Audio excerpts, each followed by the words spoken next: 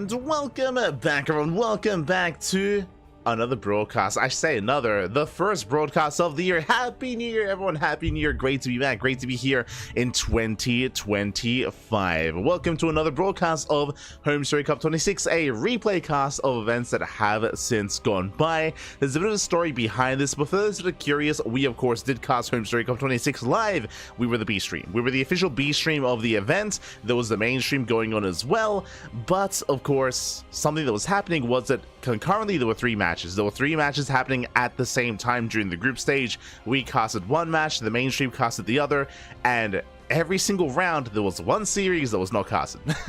which felt kind of weird, to be honest. It would have been nice if maybe there was like a C stream or something, but every single round there was a stream that was not being covered whatsoever. So here we are, now that we have some free time to jump in and cast those otherwise uncasted games. Oh boy, I'm of course Live VIP, and again, welcome one and all. We did have a cast last night that actually bled over from 2024 into 2025, so we already had our New Year's stream, but now officially I think every time zone has crossed over into 2025. So happy New Year's one and all. Hope you had a great celebration, hope you had a happy holidays, and of course great New Year as well. Hope you're taking care, and we are here to catch up on some StarCraft. Let's go. Let us go. Now, something that I did notice, and I don't know if you saw the scene switching earlier and things looking a little bit chaotic, is that technically there has been somewhat of a patch since HomeStory Cup. HomeStory Cup, for those that are curious, was around a month ago, maybe less than a month ago at this point.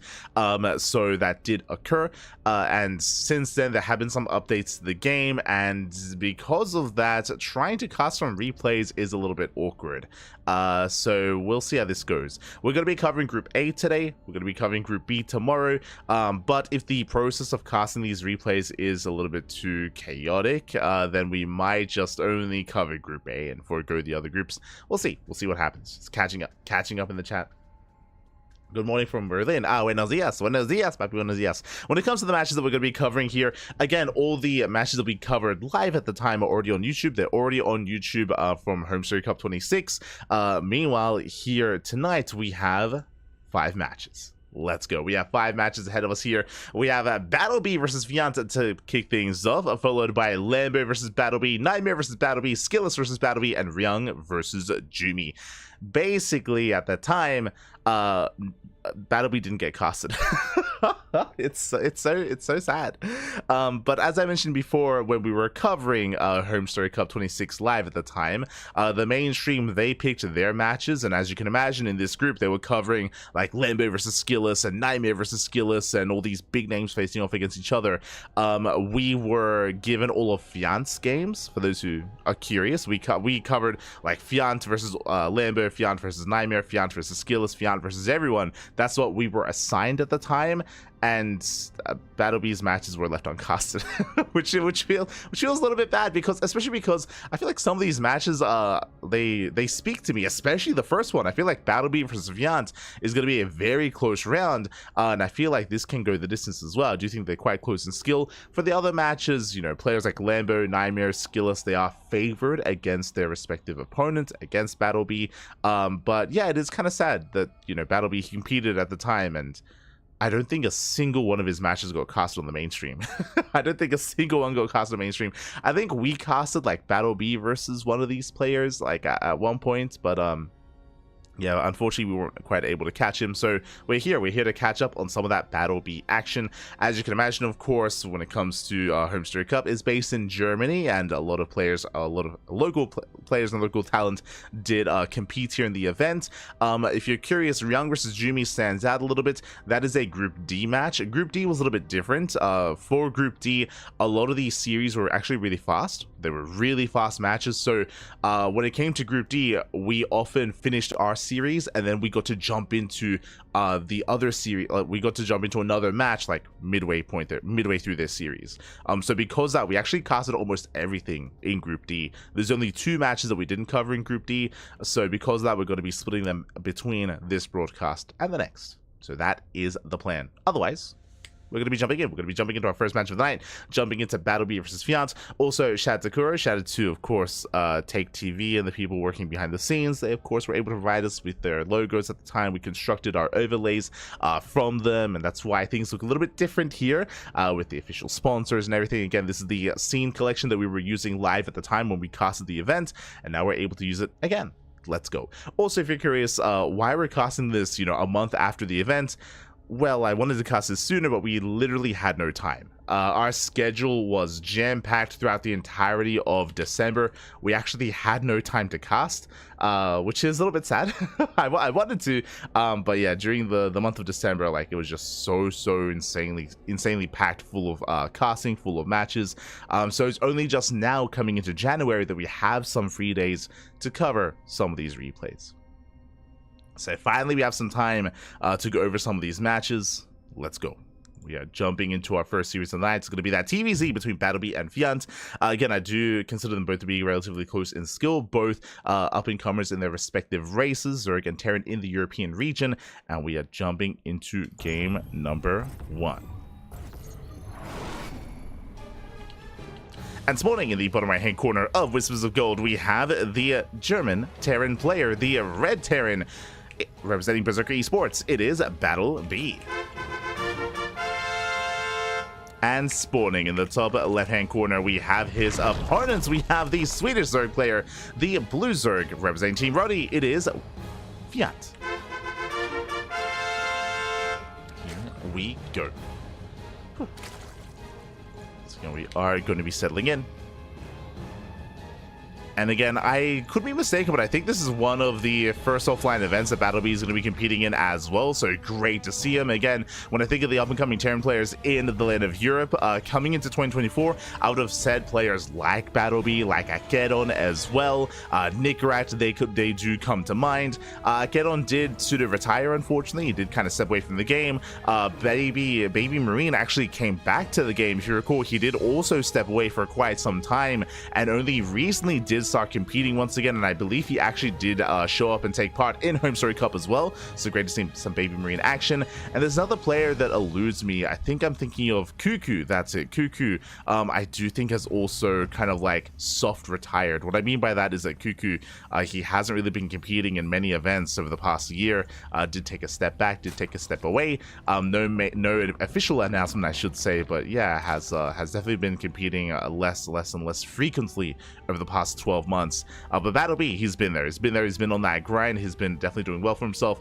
Some of the highlight moments of Battle B, of course, have been during WTL, during World Team League, when competing for Berserker Esports.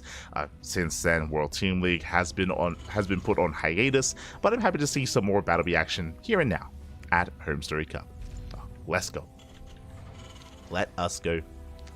As now we're going to be settling in. So far, going to be a hatch gas pool opener, standard opener here out of Fiant. Did go for the extractor trick early on. I should also, never mind. Did go for the extractor trick early on. It is actually opening up gasless. So my apologies. I just assumed that it was going to be opening up in a bit of a more standard fashion, but no, it is going gasless and is going for the third base. This is a risky maneuver, I would say, especially on a map like Whispers of Gold. Basically, these gasless openers can be very effective, and you can get away with cutting all these corners on some of these more defendable maps. I'm thinking of Abyssal Reef, I'm thinking of Neon Violet Square as well, potentially some of these other just smaller defendable maps.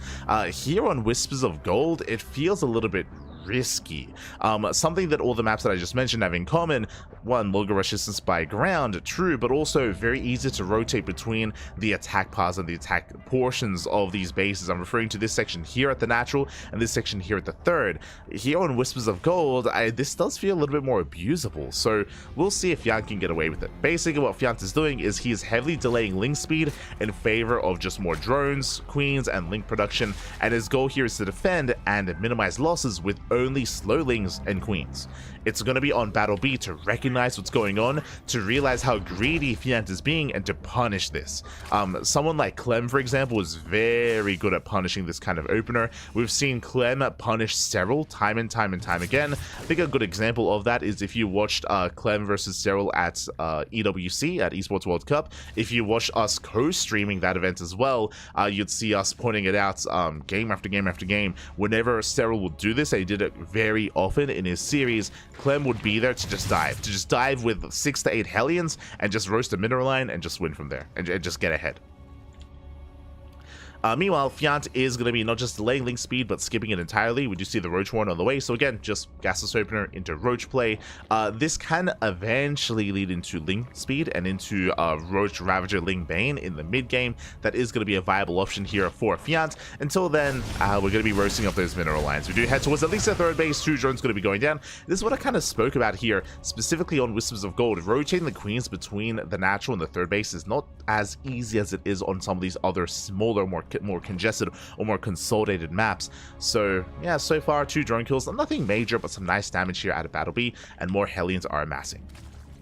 And once again, he does head towards that mineral line. More drones gonna get roasted. Gonna get another 2. That's gonna be 4 drones in total. 1 Hellion goes down. 1 Hellion for 4 drones. Good trade here by Battle B. Behind this, getting his 3rd TC, going a Hellion going Hellion Banshee. I said Hellion Reaper. We're going Hellion Banshee. Cloaker's on the way, getting into Bioplay behind this. Fiant rushing into his own lair, getting into Roach Speed, getting into Roach Ravager. For now, again, he's just trying to defend with the bare minimum. Only has 3 Roaches to defend here at the third base, at the natural location. And again, Battle B, he's just rotating between the bases, threatening a dive, denying creep, and waiting for the next step, the next wave. Now, if he had known that there were only 3 roaches, now would be a good time to just avoid them, to just run past the roaches and go into a mineral line. And this is, again, something that Clem is just really good at determining on the fly, is when your opponent does not have enough to defend, actually, and to just punish the Zerg player. And this would have been a good position for, like, a punish from the Terran. Again, Battle B just playing it safe. He saw a couple of roaches. He doesn't know what's waiting for him, so he doesn't dive. And now more roaches are building up. For a long time, there were only 3. Now we have 5, soon to be 7 roaches. Now there is a large enough army to punish any kind of Hellion dive. So there was an opportunity to punish Fiant, but that window has come and gone. I mean, Battle B did kill, what, 5 drones, which is still good damage, but there was potential for more as he does go into the mineral line. There we go, does dive into the 3rd, and more drones. Oh no, they line up. Oh my god, they do line up. 6, 7 drones going to be going down. And again, these Hellions, they don't really have much value as the game goes on, so now is a good time to trade and to throw them away. 9 drone kills go down. At the same time, Banshees head in between the bases. Oh, but there are queens to defend. The Banshees, they do not get much done. 1 Banshee goes down. That was not as worth it. The Hellion harass was good. The Banshee harass, less so. So at least Fiant gets something for his troubles. Does take down one of the Banshees. The other is 1 shot away from going down. Will barely escape though. Will survive. Does float away. And all in all, so far, a good start for Battle B. Now he's getting his 3rd base up and running and building up his bio army and getting ready for his eventual move out. Building up his Marines, Marauders, tanks, working on his upgrades as well. Checking them, he has Stim already, working on combat shields and 1-1. And Fiant is going to attempt to stabilize here with Ling Bane Roach Ravager. There's that Baneling Nest on the way, and Link speed has since completed. Now, Fiant had the option to go for a Roach all-in if he wanted to. He could have, like, cut workers at 3 base saturation at 66, max out on Roach Ravager, go for, like, a +1 range timing, maybe into +2, and then just going all in at the 3rd base. But as we're pointing out here, Fiant is teching up, he's investing into his melee upgrades, so Roach Ravager is merely just a stepping stone for Fiant into Ling Bane. Meanwhile, Battle B dropping into the main base with the tank. Oh my god, a very committed drop. Bold move here by Battle B. Roach Ravager diving in, and I do feel like he has maybe overextended here. The tank is going to go down, the Marines are cleaned up, and Fiant defends. Again, this was a very ambitious drop, and what did he get here? He got a Gas Geyser, sure, he traded with Lings, but that wasn't quite worth it here for Battle B. Again, there's a world where instead of going for the drop, he just builds up, right? He just builds up, and then he moves out. Imagine a move out with all those Marines and with 3 tanks instead of 2. And just going for a frontal assault instead here at the 3rd base location. Baneling speed is only halfway done. There was potential. There was potential with this move out, and now there is no move out. And now Battle B expands, gets a 4th. He knows he's going to be stuck at home. He's lost a little momentum. He's being active with drop play, but only drop play. He's keeping his tanks at home. He's expanding, building up more tanks. 2nd factory's on the way, and Fiant has survived. So Fiant's kind of made it through the early to mid game, and now he's looking to max out. Fiant can now join up to 80, double jump into the 3rd base, or into the 4th base, and there's nothing here. Oh, there we go. Ling Bane is close enough to respond. Forced to pick up, dropping on the high ground. Fiant is somewhat in position. Lings are going down, going for a couple of roaches. Not a bad trade here at a Battle Beach, trading with the army. But we'll have to back it. We'll have to pick up. We'll have to back off. From here, Battle B does get away. Here comes the main push. The supplies are still quite close, though. I do give the edge to Battle B, but there is a world here where Fiant can hold. Now, bearing in mind, Fiant is keeping some supply here in the main base. He also has supply on the right-hand side. Fiant, he misses the move out. He does not see the army, he does not see the push. And now he's getting caught out of position, caught with his pants down. He has to respond. Yeah, everything rotates over. Bailing's not quite ready. And there's not that many Ravagers here. Yeah, nice fist from Battle B. Tanks the Bailings with their tanks, shuts down the Ling Bane, getting on top of the Roach Ravager. And Battle B can keep pushing. Oh. At least he can try to bait the Bailings into the tank fire. And he will shut down the Bailings. They will all go down. Ooh, we'll take a Bailing to the face. Another Bailing does graze the army. And with that, Fiant is holding. It did cost him every Bailing though. It cost him all of his Bailings. At least he doesn't lose any workers. The economy is still untouched. 81 drones here for Fiant. Battle B going for a drop on the right hand side, but ooh, the tank gets caught out. Battle B does get caught. Fiant is going to be able to clean this up. At the same time, Battle B pushing on the left hand side. He runs into the Bailings. Does run into the Bailings here. Medevac goes down as well, and Fiant can now counterattack. Battle B throwing away a little bit too much. Getting caught out. Likewise, Fiant doesn't have enough here to break the expansion. We have the high ground. We have 2 tanks, soon to be 3. Fiant is taking into Hive Tech into an Ultra Cavern, but again, that is late. It's late tech here for Fiant. That'll be pushing in. Catching out some Transferring Queens.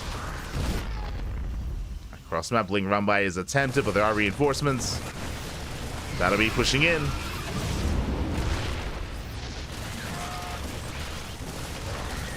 Cleans up the Lings, continuing his assault. Fiant's going to try to engage off of creep. The Bailings, they almost do nothing. Bailings, they get brought down, and with that, Battle B, it looks like he's going to snowball out of control. 0 Bailings remaining. Without Bailings, how does Fiant hold? He doesn't. Does land a pile, but despite that, the army's going to crumble. The boys are trying to be pulled away. They get pulled through the army. And Battle B, he snowballs out of control. Again, Fiant, he had some nice moments in this game, that is true, but for the most part, Battle B, he was able to maintain control. Again, early on, Battle B was able to cripple the economy, was able to get his own lead, take his own advantages, and just pull Fiant apart. And with that, the Roach Warren is going to be going down. You see Fiant trying to trickle in with what little he has left. The Ultras have arrived! But they have no upgrades. Yeah, they have +2 carapace, +1 melee. The upgrades are lacking, the Ultras melt, GG gets called, and Battle B takes game number 1. Whew. GG.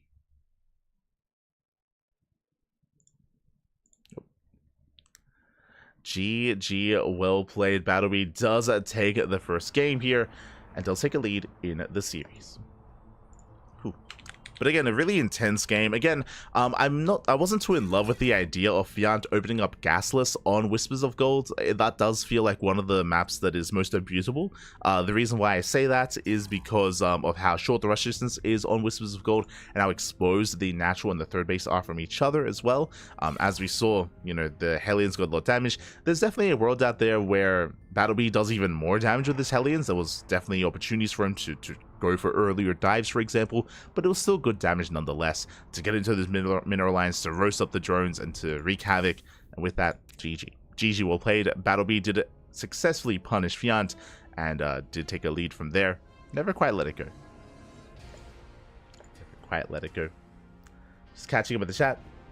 Hello, Lajos, papi, Lajos. Lajos even. Happy New Year. Happy New Year. Oz Protos as well. Dominator. ¿Qué tal? ¿Cómo estás? Dimsy, welcome, welcome. Shema, papi, Shema, of course.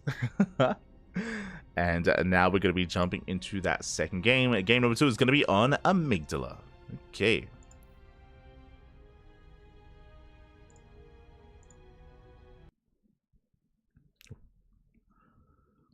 I could be jumping into game 2.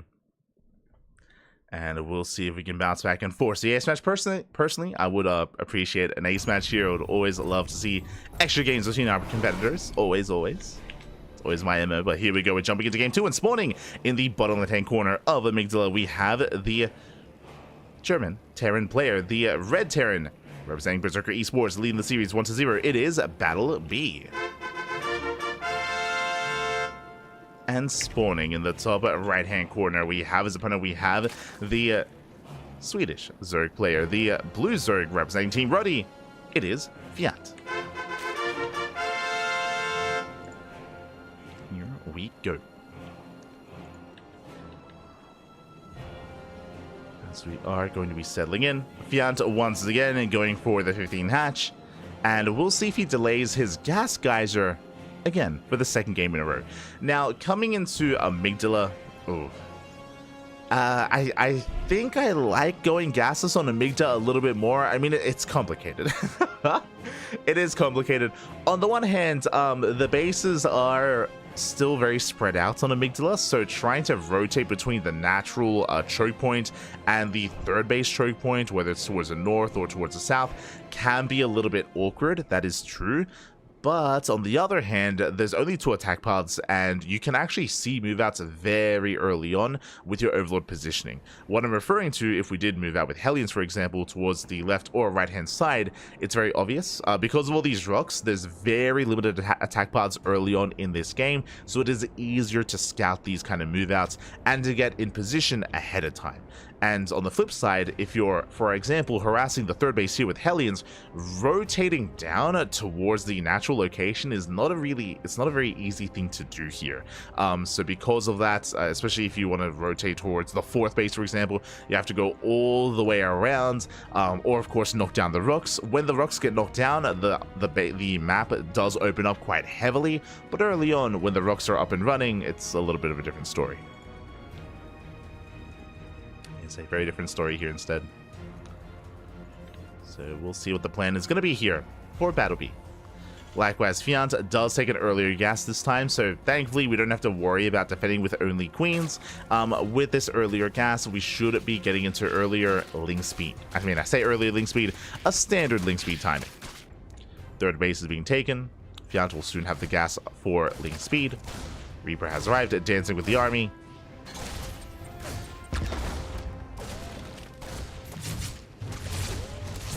And is going to be zoned away.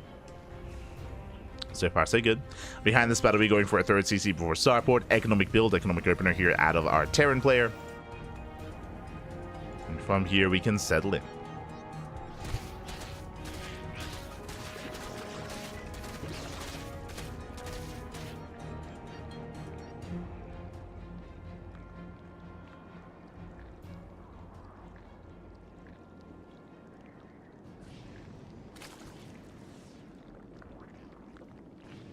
Sorry, just airing out the room a little bit. It's summer, pappy. It's hot.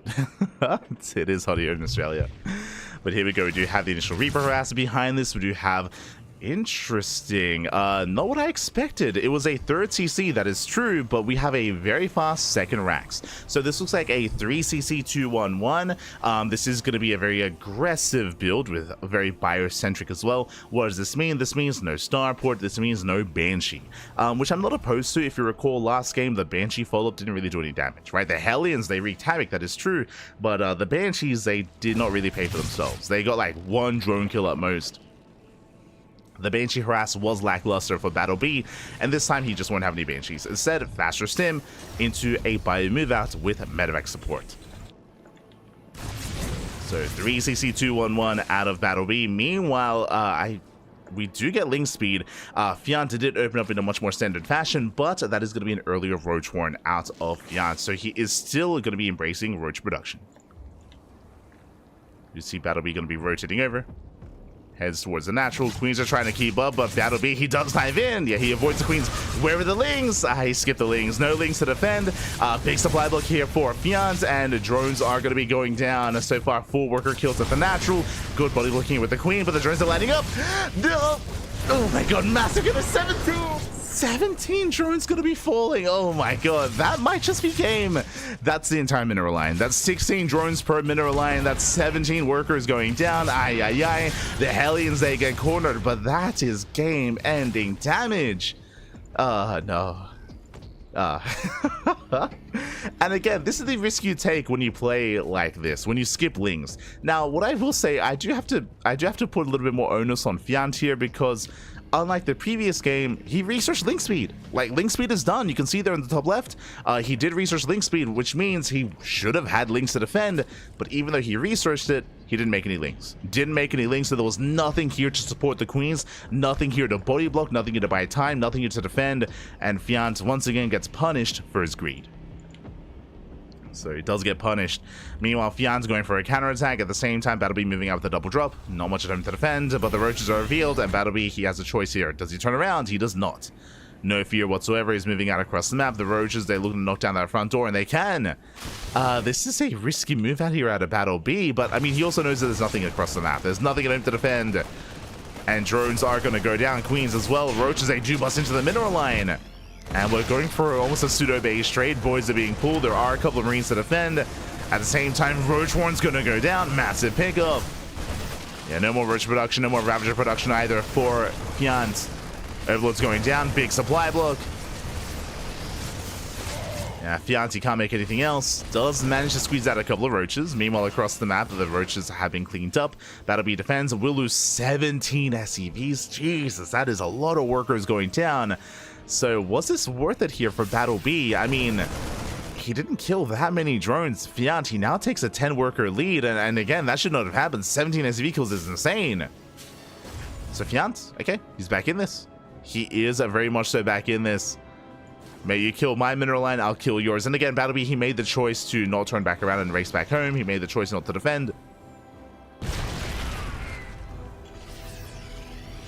But alas, upon sniping that Roach Warren and upon the economic damage, he has slowed Fiant down. This lair is very late. This is almost a 7-minute lair for Fiant. Ay, very late lair timing. What does that mean? That means late Roach speed, late upgrades, late tech in general. So even though the supplies are similar, I mean, it does lie quite a bit here. Like, Fiant, he's still struggling to recover. Struggling to build back up. More Rax is being thrown down. 1-1 on the way for Battlebee. Fiant doesn't really have the economy to sustain any upgrades right now. Getting into Ling Roach. Battlebee moving out. Does move out. Trading with the army, takes out all the Lings. Most of them, I should say. And Battlebee is going for a split push. And Fiant, he's still trying to re-drone. He's still droning, he still barely has a standing army, he's still stuck with slow roaches. Fiant is being split apart. And there's a cancellation on the 4th base. And really, that's all the Battlebee has to do. Just deny the 4th. Deny the 4th over and over again. Oh, he killed the critter. No. Battlebee. Does take down the critter. Running and diving into the mineral line. Getting a couple of drone kills. A couple of workers are going down. I say a couple, so 11 drones falling. Meanwhile, double drop into the main, going for the add-ons or upgrades even. Full medevac goes down. Nice pick off here out of Fiant. But that's still 11 more drones going down and an Evo chamber. Back at home, Battlebee building up. Oh, right, I forgot. Right. Oh no, I forgot about that. Of course, for those that remember, I mean, it did occur, what, a month ago at this point, less than a month ago. HomeStory Cup, if you remember, unfortunately was plagued by latency issues, by specifically connectivity issues, and the internet was dropping non-stop throughout that weekend, which did affect the broadcast and did affect the games. True. Yeah, I forgot about that. So that may also be a factor in some of these games that we cover when it comes to pauses, when it comes to moments like that. But true, that is another factor coming into play. It was just really unfortunate that that plagued HomeStory Cup, despite the fact that there were some really good matches and really good players, of course, taking part and getting involved, and of course the first event of the new patch. If you remember, the patch went live like the week of HomeStory Cup. a couple of days prior, actually.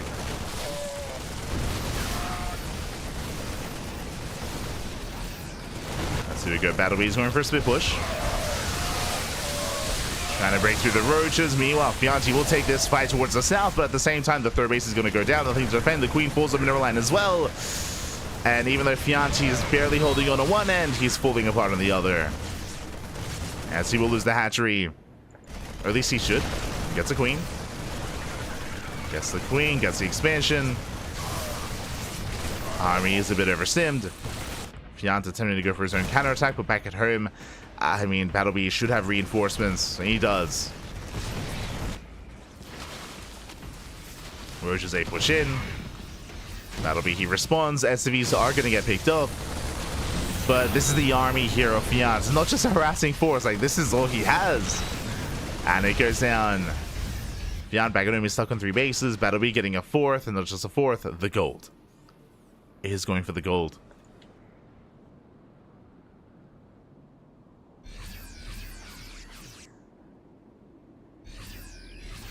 Here we go. Battlebee's moving up. Watch it live too. It was pretty rough. Yeah, I mean, hey, we casted it live. True. We were there. As Battlebee does push forward. Once again, going for the split push. And because Battlebee's only fighting with half his army, Fianti is going to be able to barely... no, not even. He's not even going to be able to hold on here. The Ravagers go down. The Roaches as well. And Battlebee, he breaks through. GG gets called. And Battlebee takes the series 2-0. GG.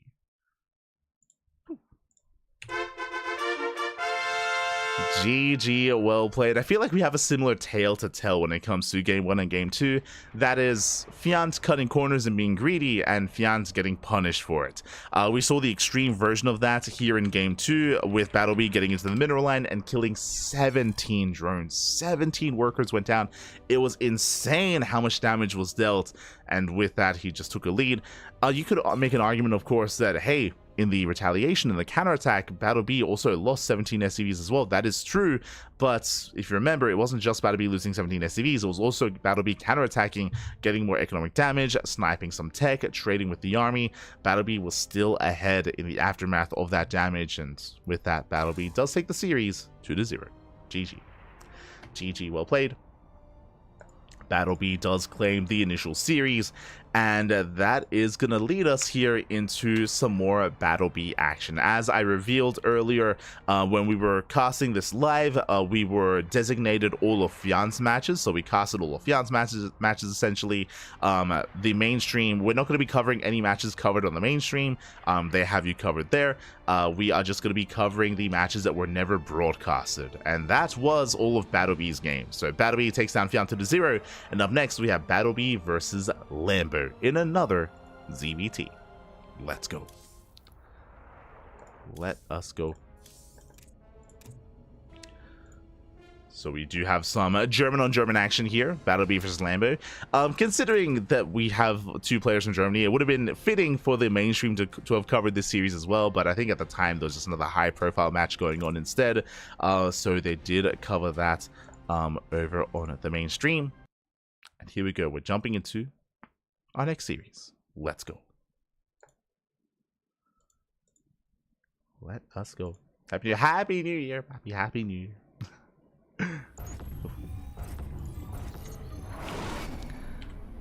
So we're getting to our second series of the night, and spawning in the top left hand corner of Whispers of Gold, we have the German Terran player, the Red Terran representing Berserker Esports. It is Battlebee.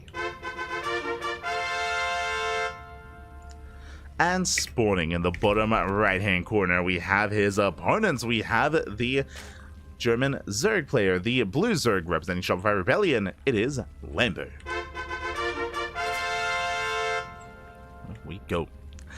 Coming into this, Lambo is going to be the favorite player. Battlebee and Fiant, I would say, are relatively close in skill, but here at Lambo, he is the strongest Zerg player in all of Germany.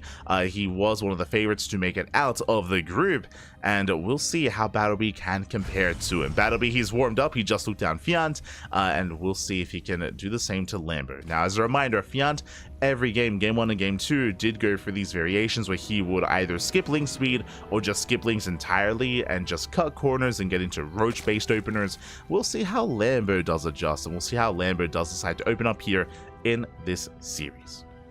I'm curious.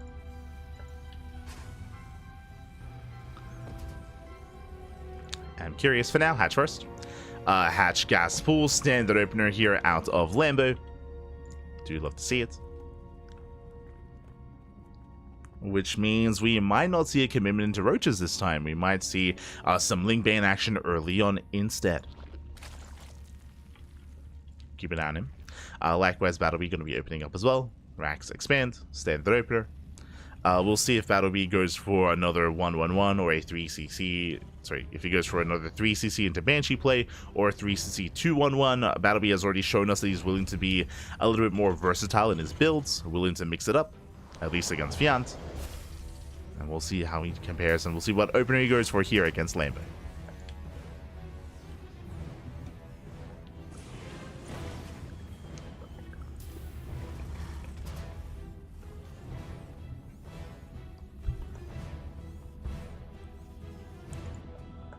Here we go.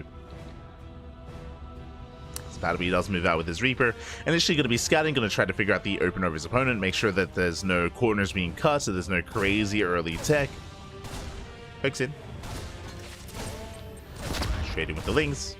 Going for the drones. Shouldn't get any here, as the dance between the Reaper and links has begun. So far, good shuffling here by Lambo.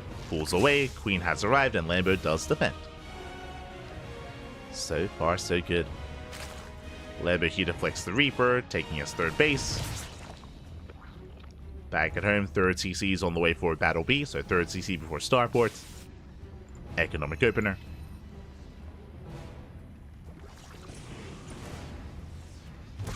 And Lambo, he does pull out of gas, he does research link speed. Oh, and we have the answer when it comes to the initial builds. Once again, BattleBee going for a third CC into a 2-1-1. So once again, just like the previous game we just casted on Amygdala between BattleBee and Fiant, BattleBee is going to be going for a stim timing with 16 Marines, with a couple of Hellions, and with 2 Medivacs as well. Now, the downside of this build from BattleBee is that the Hellion count is going to be lower. We should be cutting Hellions at like 2 to 4 Hellions. The reason for this is because the factory is going to be going for an add-on swap to get into more Marine production. So 2 Hellions have arrived, and he will be making a second wave of Hellions before swapping. And then that leads into the starport. So less Hellions for Harass. So far, Lambo, he's keeping up. Zoning back the Hellions. Stim has begun. There's the add-on swap that we spoke about. So again, only 4 Hellions. And it means that BattleBee can't really dive into mineral lines. He has the bare minimum to deny creep. He has to be very careful with these Hellions, as he's not going to be able to reinforce them, of course, for quite some time. Queen birth successful. And now we have that starport on the way. And the factory is just making an add-on here for another add-on swap to get into medevac production.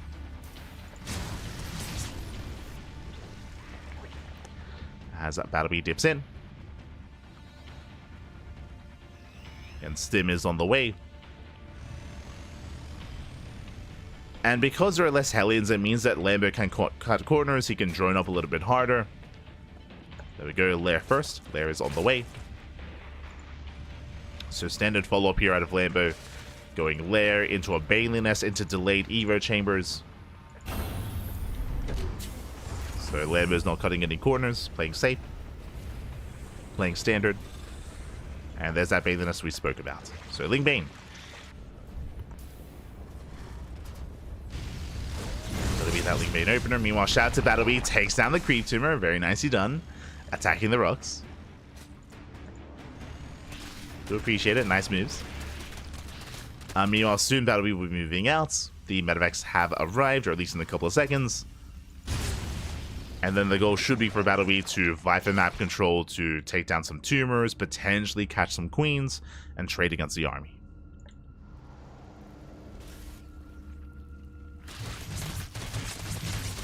Meanwhile, Lambo, ooh, getting heavily supplied. Look, that's 5 Overlords on the way. 5 Overlords, now double Evo Chamber. Ooh, that means that Lambo, he is lacking Lings. Battlebee can try to abuse that, but for now, he's taking his time, unloading. 22 Lings in production.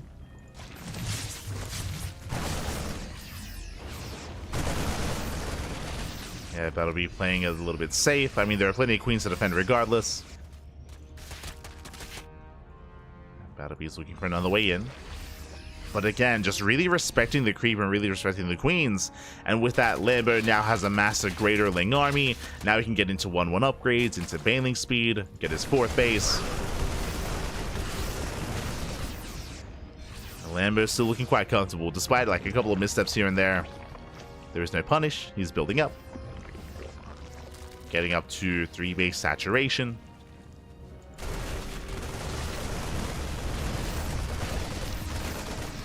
Battlebee setting up for that full-up push. Setting up for that push. Clearing up a little creep and getting ready here for his main army. Building up tanks, building up marines. Behind the setting up on 5 Raxes. Second factory in gas tells us that Battlebee is going to throw down a 4th CC momentarily. And expand. So Battlebee, he's not going for a 3 base all-in.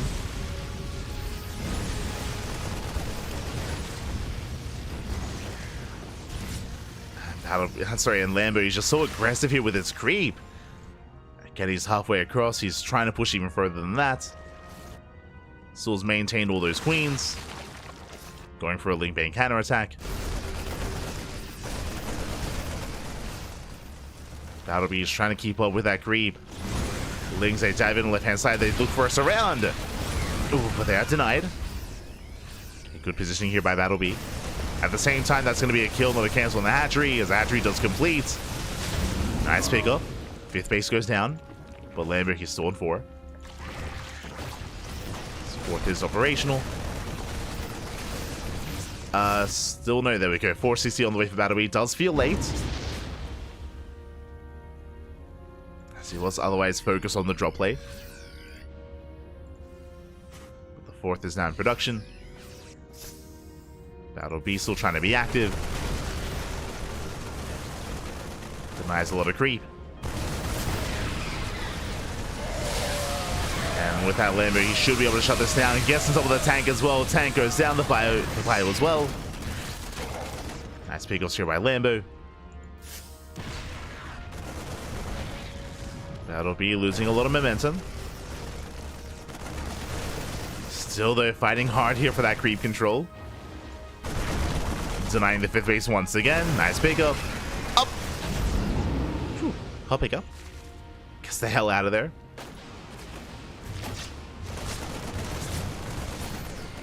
Again, Battlebee just trying to be as assertive as he can. Trying to make sure that Lambo can't breathe here, but so far Lambo does the intercept.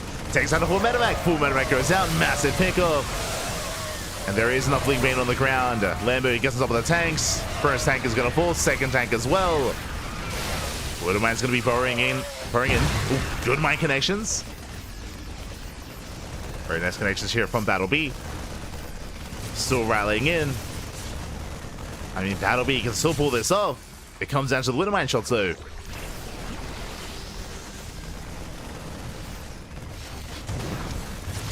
first Widowmine gets baited out. So does the second. Spent on queens. Trying to bait out more mine shots. Ooh, massive connections. Once again, the mine shots not looking too bad, but we still overwhelm. Lambo gets on top of the army, takes down the marines, and he's pushing into the mineral lines. Yeah, SCVs are going to be going down. Lambo, he's going to be getting the production. Trying to push further in. Nice positioning though. Marines, they do hold their own. Battlebee, he evacuated the CC. He got the workers out of there. The libs, they're gaining value. Battlebee, he holds. His 4th base getting up and running. Not bad. And now suddenly, I mean, I assumed that Lambo, he was going to wreak havoc and kill these SCVs. He did not. And now Battlebee, he's ahead. He's ahead in economy. He's even on workers plus mules. Lambo, he's struggling. Mine shots going off once again. Good connections. Second one less so.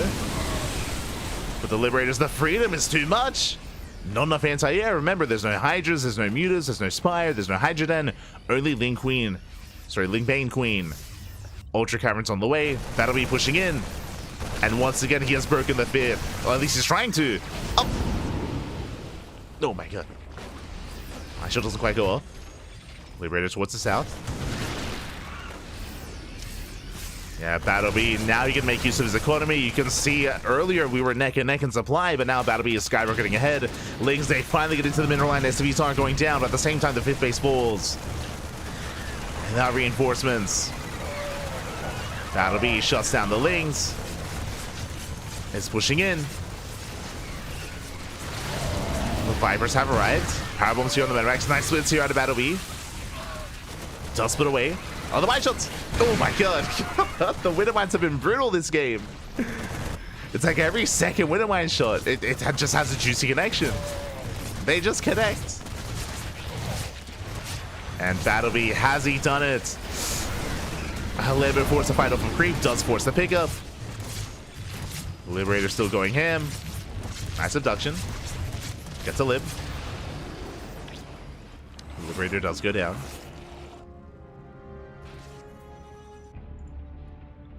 And Lambert, he's still trying to hold on. Ultra production has begun.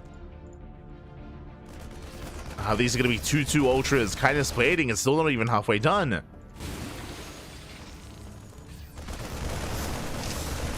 So I'm not so confident in those Ultras.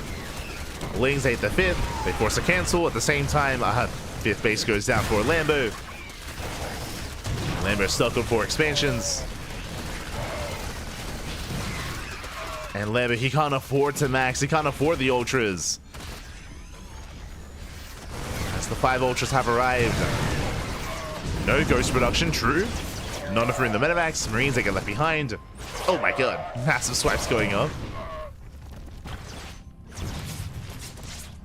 And full Minimite goes down as well. Nice pickups here from Lambo. He's fighting back. Takes down the lib. And the Ghost Academy just now begins for Battle Bee. Again, he was not ready for Ultras. Battle Bee wasn't ready. CC is going to be denied. Oh, it's still so close. There we go. There's a cancel. Mine just going off on a handful of Lings. And Battle Bee, he was doing well for himself, but now he's supply blocked. Outburst supply for Battle Bee. Lambo, has he done it? Has he done it? Has he broken through the Ultras? They have arrived. Kindness plating is done. One of the Ultras is going to go down. Does overextend. But that's a kill on the CC. Lambo pulls away. Battle Bee still supply blocked. 5 depots on the way. For the first time in a long time, Lambo taking a supply lead. And again, there's just so much hinging on these Ultras. Battle Bee, he wants them. They're exposed. They're on their own. One Ultra goes down. Again, Ultras on their own. They're just so vulnerable. But Lings, at the same time, they hit the natural. They bust into the mineral line. SCV is going to be going down. Battle Bee races back home. Oh my god, in the blink of an eye, 16 SCV kills. Ultras, they come in as well. They overextend. Ultras, they go for the planetary. And Battle Bee's just getting pulled apart. So Lings in every base. Planetary goes down as well. We're getting scrappy. I mean, Battle Bee is down to 2 CCs. He's down to 2 orbitals. At the same time, though, Lambo, he's also stuck on a 2-base economy himself, or 1.5 base, really. Oh, the Fungals. The Fungals! Fungal does graze the army, does connect. Liberators do siege. Ultras taking a lot of hits, and the Ultras are going to go down. Again, as we mentioned before, Ultras, they need support on their own. They just crumble. They just fall over. And Battle Bee is all in. He's completely all in. He has no economy behind this. Long distance mining. Fungal connects. There's 2 Ultras left. Liberating on the best position. The Freedom is here. Freedom has arrived. Infestor goes down. Oh, just barely. Infestor does fall. Reinforcements trickling in, getting on top of the Queens. But Battle Bee is throwing away supply, throwing away those reinforcements. Liberator goes down. Lambo, he's holding, and he does save the expansion. Meanwhile, Battle Bee dropping into the main. And he should be able to, barely not sight the Ultra. Takes down the gas geysers. Lambo about to take a fresh mining base. Again, so crucial that Lambo is about to get this base up and running. Battlebee cannot let that happen. But he just doesn't really have much to work with. Making 5 Marines at a time. Oh! A decent mine connection. It's okay. Lambo transferring over. And if given time, Lambo is going to snowball out of control with this fresh expansion. Battlebee likewise landing his own main. Floats the main base over. I mean, this could still go either way. How many ultras are there? 5. Gee, that's a lot of ultras. 5 ultras going for the production. Catching out Marines. Army does race back home. A bit of a mistake there from Lambo. And the Fire Army is getting caught out, heavily overstemmed. Up, he should be able to bring down the Ultra. Ultra does fall. There's still 1 Ultra left. SCVs are going down. And Battlebee is running out of steam. Yeah, he's barely running out of steam. Battlebee played so well this game. But it did come down to this. It came down to this base getting up and running. And now Lambo, he can max, or he can at least afford an army. Rebuilding more Lings, an Ultra here and there at a time. Bust into the mineral line. I mean, I say it came down to the base. I mean, likewise, Battlebee never got into gross production. GG gets called, and Lambo, he barely takes game at number 1. Whew, GG. Oh my god. GG, well played. Lambo does take a lead in the series, but a shout out to Battlebee, because there's a world out there. If a couple of little changes are made here or there, I definitely see Battlebee taking that game, which I'm a little bit surprised by. I mean, coming into this tournament, coming into HomeStory Cup, what I will say, 1, Lambo was on hiatus. He was on a break. Lambo was on vacation, and he did take a step away from the game for a couple of months. Basically, post EWC, a lot of the Zerg players in Europe did stop playing, but HomeStory Cup does mark his return. But what a return though, because again, Battlebee, he has been on that grind the entire time, did not take a break, and yeah, Battlebee reintroducing Lambo to StarCraft, and in a very intense way as well. GG, well played. Oh. Lambo does take a lead, and now we're going to be getting into game number 2. Game number 2 is going to be on Ultra Love. Let's go. Jumping into Ultra Love.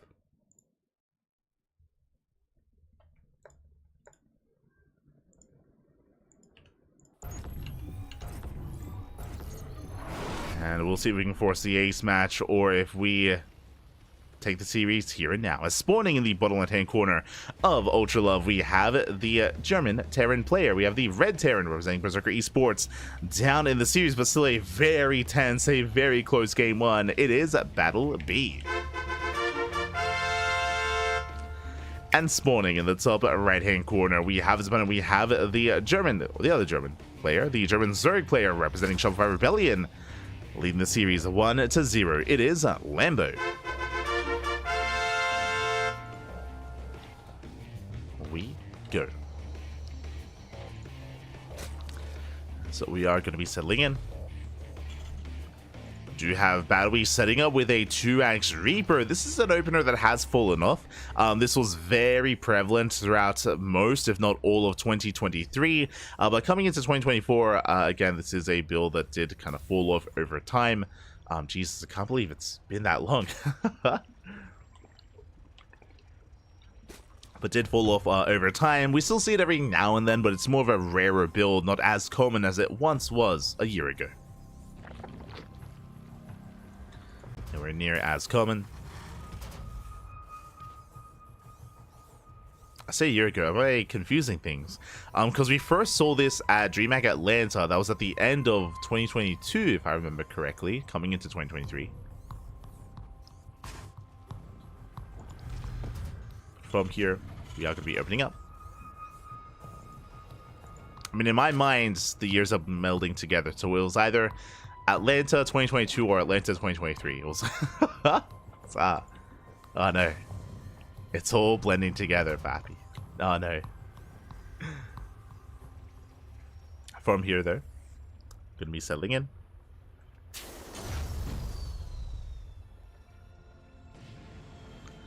Yeah. It was 2022 because at the start of the year was like the cyclone meta. Yeah. Oh god. That's the that's the period in time that I just kind of just like excised out of my memory. The previous cyclone. Jesus. No, I guess not the previous one, but the previous cyclone, if you remember. The mass cyclone meta, TVT, just cyclone versus cyclone. The cyclones, yeah. Regardless, we can settle it. We can settle in. With this, the goal here for 2x Reaper is to deny the third. Is to deny and delay the third base for as long as possible. That is the purpose of this build. Behind this, we're going to be macroing out of this and getting into a 2-1-1 variation. Ooh, going for a third TC immediately. Okay. So Battlebee is cutting corners, and Lambo will confirm. He does get eyes on the third CC timing, so he's fully aware, or at least Lambo is fully aware that he should be greedy behind this himself, droning, expanding, maybe even double expanding to catch back up and to keep up with his opponents.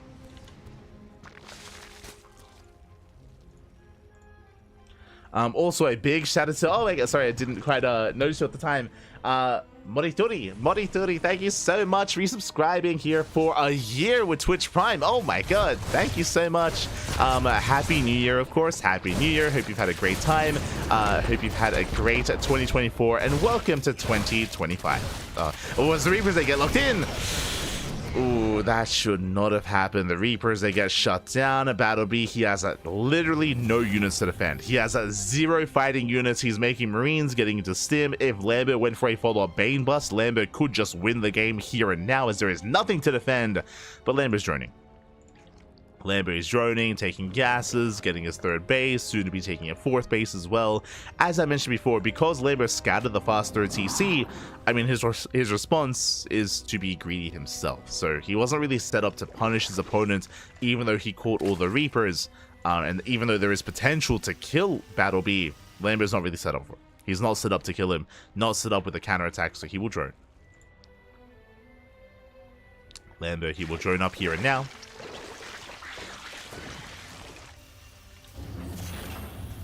Guys, Battlebee getting into his own 2-1-1. Into his eventual Stim timing. He's getting there. But until then, we're going to be having a bit of a lull here in the game. Just going to slow things down. Battlebee doesn't really have much to be aggressive, and likewise, Lambo is just focusing on droning, so we're just going to slow things down a little bit here, at least until Battlebee builds up a larger army, until he tries to take his third.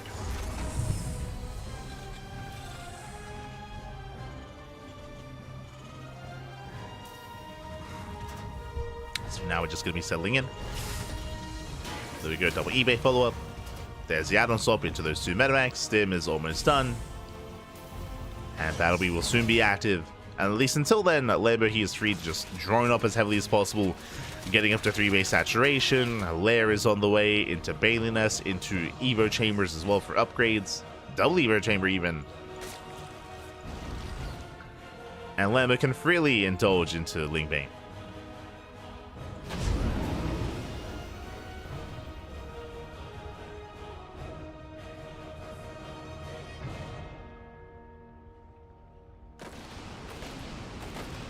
Go.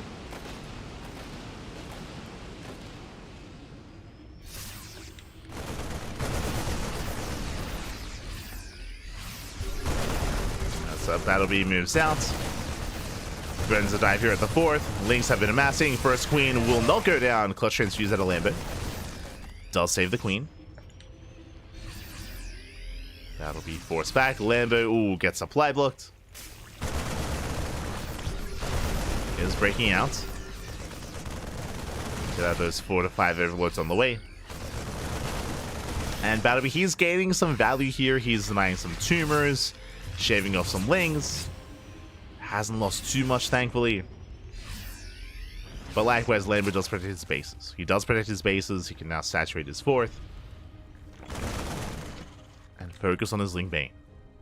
Now, coming into Ultra Love, this is a very defendable map. As you can see here, these depots are in a weird position. I think some of them may actually be destroyed if the tower goes down.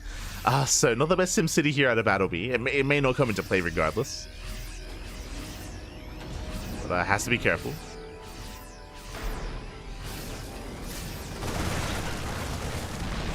As Battle B is pushing in towards the fourth. Lambo setting up for a surround. Just waiting for his banelings. The one queen does fall. Oh yeah, Lambo has to be careful with his army. Pulls away with the banelings.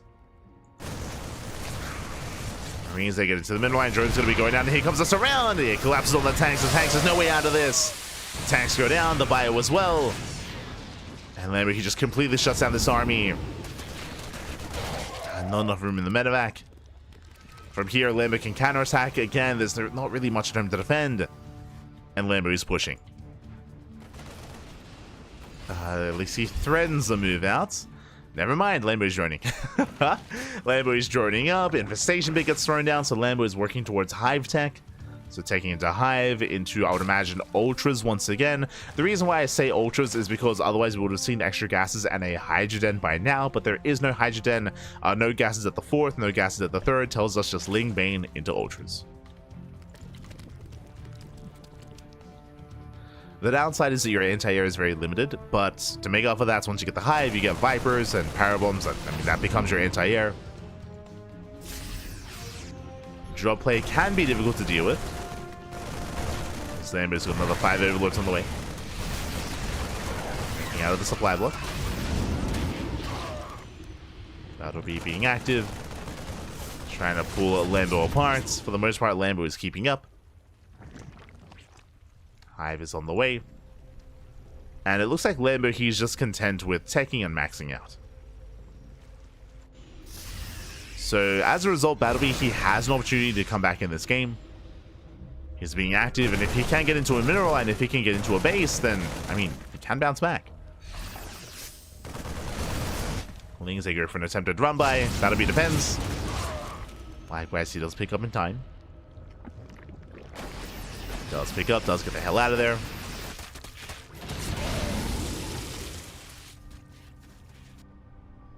Battleby, so far, he's holding on.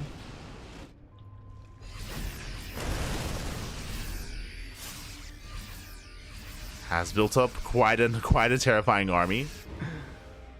I mean, is he A-Raxing? Yeah, he is. Okay, never mind. Battleby, he's 3-base all-in. My apologies, I didn't quite piece it together. But Battleby is going for a 3-base all-in, which is why his army is so terrifying, and also why Battleby has no 4CC. SV is going to be going down. Battleby, he knocks down the expansion. Pushing in towards the fourth. That's all or nothing for Battleby. Lambo splitting up. Setting up an attempted surround. Ling Bane rolling in. His flank gets denied. Shuts down the main flank, and he's going for what little is left. There's only one tank remaining here. Ooh, a big volley shot on the Bailings, but there's just not enough fire, not enough Marines. There are a lot of reinforcements, but Lambo, he doesn't have to chase. He backs off. He pulls away. The Queens did take down the Libs. Vipers are in production. And Lambo is surviving. And again, behind this, Battleby doesn't really have much longevity here to this game. I mean, technically, if he mines out his main, he can just lift his main CC, float over, and just try to maintain himself. We've seen Maru and Bjorn and some of the Korean Terrans embrace that kind of style. I mean, again, he's all in. But he's running out of steam. Tank goes down, Marines as well. Double drop into the main. The main army of Battleby, it is falling. Lambo out of position though. He's not quite ready for this. He did miss the drop. And Battleby is going for the expansion. He's going for the Hive. Oh, can he get it? Oh, it's getting low. Yeah, no transfuse. The Hive does go down. Nice pickup with that. No more Vipers, but the Ultra Cavern was already thrown down. Is a nice snipe, but Battleby needs more than that. Rotate towards the left. Pushing through the center. Lambo does keep up with the main army. And we'll completely shut this down.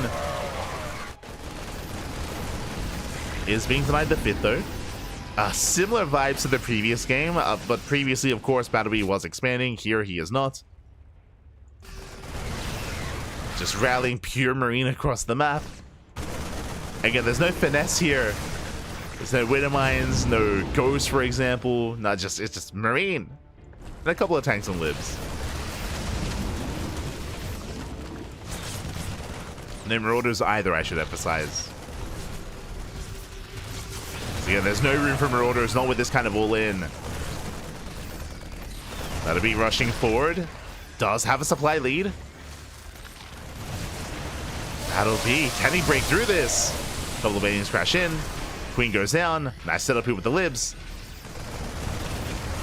That'll be pushing forward. Libs a little bit late to siege. Oh, Banelings, they do connect.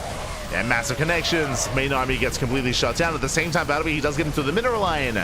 And the third base, it's going to crumble. 14 drone kills. Lambo, he is struggling here. He is struggling to hold on.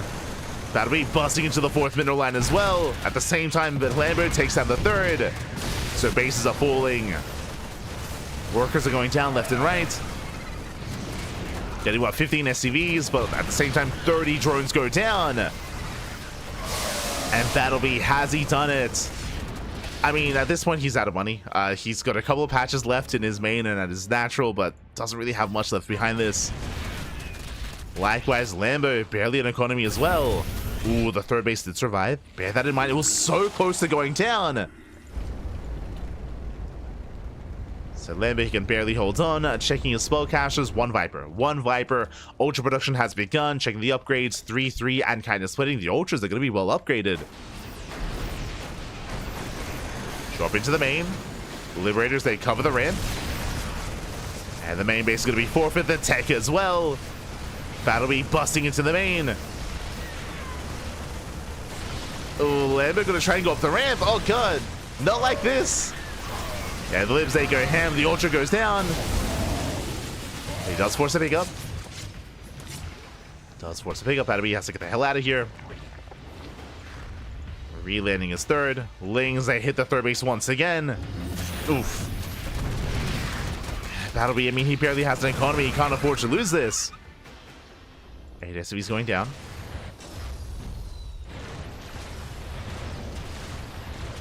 Battlebee's got how many? He's got 4 libs. Rotates over. Again, that hatchery. I mean, dropping one marine drop here to snipe the base, it might just be worth it. I mean, if this base goes down, Lambo, he has no economy. Ultra run by with Lings as well. They deny the third. Ooh, Battlebee, he turns around. I mean, he's not making use of his army. A little bit indecisive. Lambo, he's rebuilding. Getting caught out. The Ultra, he just wants a hug. Up, up. Oh my God, he's going to trade well here. But the Ultra does fall. How many Ultras left? 2. Soon to be 4. Soon to be 4 Ultras. Now, what's terrifying about the Ultras here, remember, because Battlebee has been going for an ARAX 3-base all-in, there's no Marauders. There's no Marauders. There's no Ghosts either. The best answers to the Ultras are going to be the Liberators, really. Oh, nice around. Catches another Ultra. It takes a while, but the Ultra... Up. Oh, my... The Ultra gets away. Do we have transfuse? We do. Crazy. The Ultra lives. Massively in counterattack. Battlebee's out of position, and he's forced to commit. Third base goes down. It's all or nothing for Battlebee. Lambert's racing back home for the surround. Does race back. He's going to be collapsing in. Libs are on siege. Ooh, a rough on siege there for Battlebee. And the libs are doing too much. They're going to get abducted. Drop into the main. The Raiders are under fire. Does unload in the natural. Picking up a couple of workers. Libs, they try to reposition. Once again, they're late. The libs are late. Libs are going down. Oh my God. Yeah, every single liberator falls. There's no more freedom. There's no more liberation. And it looks like, okay, there's one lib back at home. The mules are going to be shut down. Has Lambo done it? Okay, we have a couple of marauders. Let's go. Couple of Marauders trickle in. Ultra goes down. Oh, but this is still a rough trade. The Lings, they catch the reinforcements. They take down what little's at of the economy. That'll be down to 7 SCVs. 7 workers left. He's down to 24 Marines, 0 Marauders, 3 Libs. Again, the constant re-sieging and unsieging here with this attack was brutal. Like Battle B, the Libs, they almost did nothing in the fights. In both fights, even.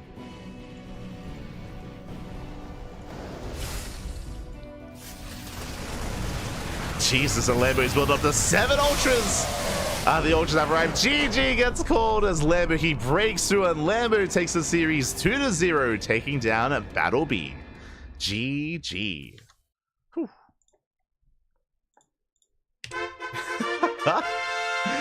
GG, well played. Lambo was the favorite player in this series. He does take it 2-0, but I was not expecting these games to be so close. There's a world out there I could 100% see Battle B winning 2-0. If you missed out on game 1, or here you just saw the tail end of game 2, very close games, both players with barely an economy. I mean, here in game number 2, if Battle B killed the expansion, if he had killed the 3rd base, then suddenly Lambo wouldn't be able to afford those Ultras, wouldn't be able to afford to remax and rebuild and sustain himself. That hatchery got so very low, but barely stood strong, barely survived, and it allowed Lambo to have an economy to work with. Again, if that had gone down, if there were a couple of better engagements, especially with the Liberators, for example, like we spoke about it, but Lambo took a full advantage of the re-sieging of Battle B time and time again. Whenever they were unsieged, that's when Lambo dove in, that's when he was able to take better fights and better engagements. And with that, GG, well played. Lambo takes it 2-0, but that was not an easy 2-0. That was not an easy 2-0. And I hope Battle B can feel good about that. Even though he did go down to the series, again, he did make it very close, and he almost took down Lambo. GG. GG, well played. Lambo does take it, and with that, Battle B, he'll have to dust himself off and get ready for the next round. Up next, we're going to be following Battle B into a TVP. Up next is going to be Battle B versus Nightmare. Let's go. We are going to be jumping into that Protoss versus Terran. Again, for the most part, we're going to be following Battle B in all of these matches and all of these series. Up next is going to be a series against Nightmare, followed by SKillous thereafter. Let's go. Now, we've been seeing a lot of Battle B's versus... We've been seeing a lot of his versus Zerg, but what about his versus Protoss? How does that look? How does that compare?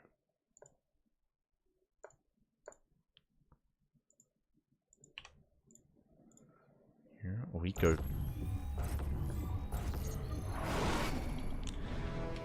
And spawning in the bottom left-hand corner of ley lines, we have the South Korean Protoss player. We have the red Protoss representing Streamer Zone. It is Nightmare. And spawning in the top right-hand corner, we have the German Terran player, the blue Terran representing Berserker Esports. It is Battle B. Settle into that TVP. Oh god, and again, that series is very intense, closer than I assumed, definitely assumed coming into it. So shout out to Battle B. But again, Nightmare, he has traveled across the world to Germany to HomeStory Cup to compete in this tournament. So Nightmare has been very much so in form, especially towards the tail end of the year. Coming into the off season of EPT, Nightmare was on that grind set. He was competing in every single online tournament, every single online event, getting better and better results in the lead up to HomeStory Cup. What I will say is that in recent times, Nightmare has been a little bit more absent as of late, which has been a little bit sad to see, but maybe just taking some time off, especially during the holidays, during December, has just taken a bit of, has just eased up on competing a little bit more as of late. But at least during the time of HomeStory Cup, he was very much so in form. Very much so in form. As those move out, Battle B going to be opening up double gas. So double gas opener out of our Terran player. Double gas into a faster factory, into a delayed CC, into a much more aggressive start. And it's going to be on Nightmare to confirm.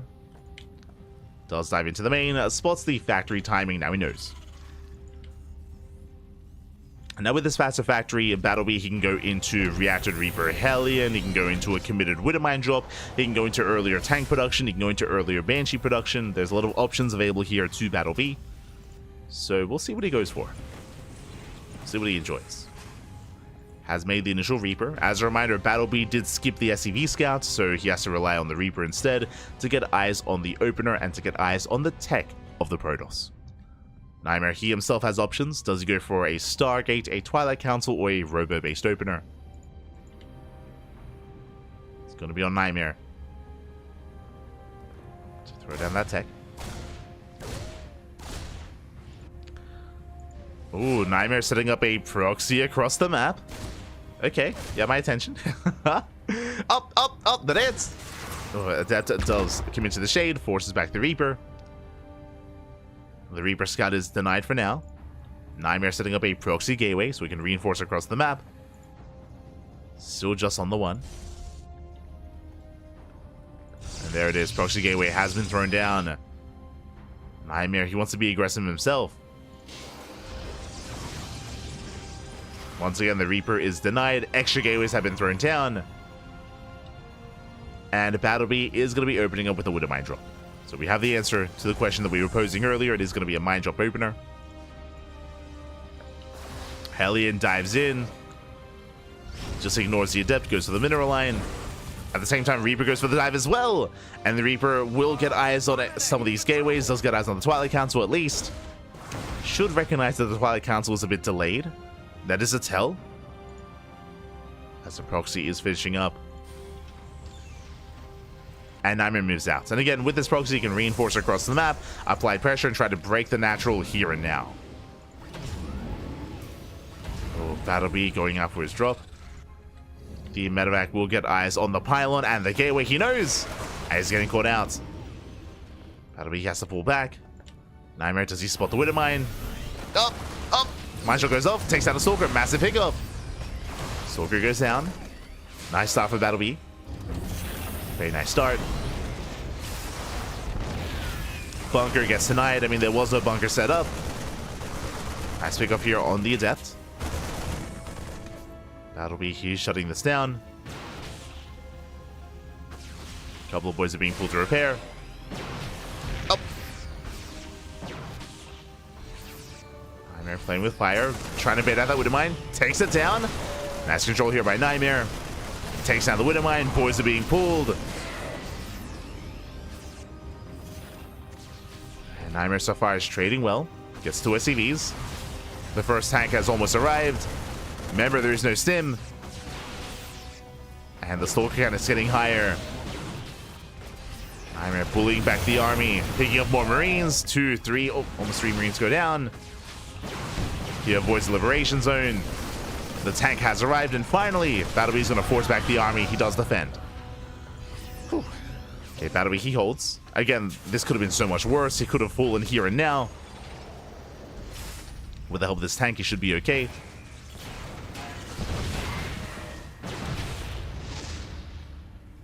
Should be able to hold on.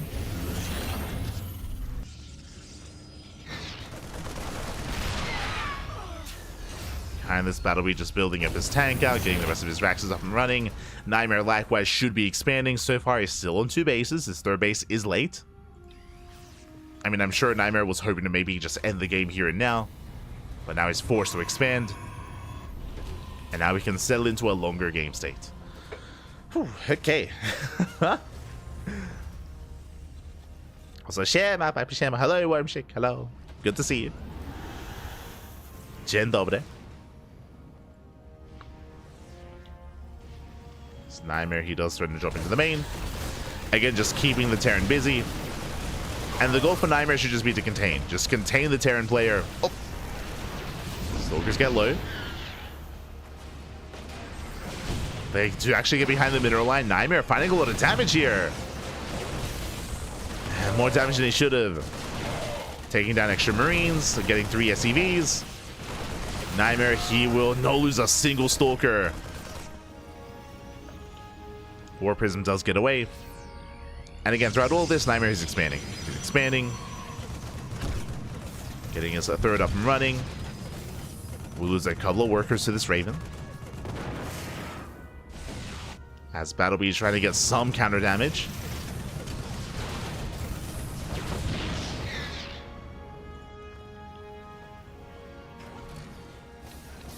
Eventually, he's going to be able to break out. He's still just waiting for his stim. Like stim and combat shields finishing up in a couple of seconds. And then finally, Battlebee can break out and either expand or commit to a 2-base all-in. Like, Battlebee, he has to make a choice. Does he pull the boys? Or does he expand?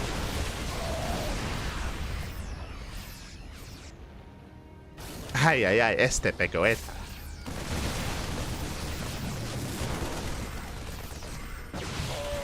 Stalkers, they get turned away. Storm is almost done for Nightmare.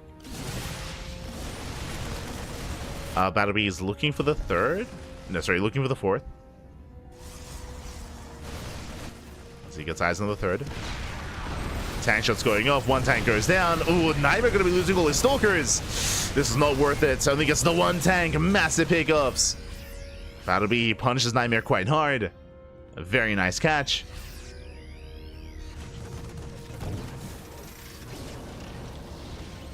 That was how many? That was 9 Stalkers for one tank. Nowhere near worth it for Nightmare. And here comes the move out. Battlebee, he throws down 2 more Raxes. He had a choice to make. He could have thrown down a CC. Has yet to do so. So still very committed. Goes back to mining.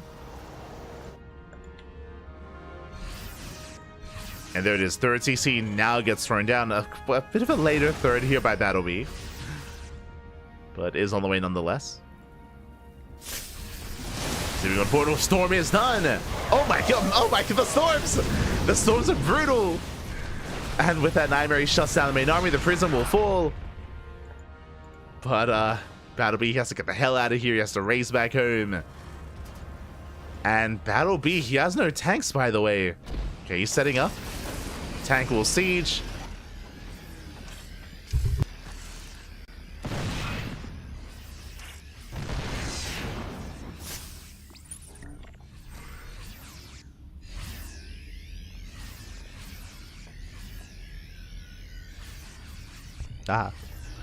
As we are going to be settling in.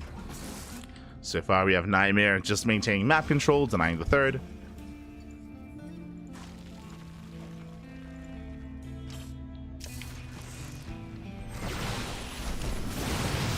As you see Nightmare pushing forward. Battlebee can finally look to expand. Oh, he's got more storms. Yeah, the Hightown Blood, they're ready for the storms once again. Battlebee just trying to hold on, trying to expand.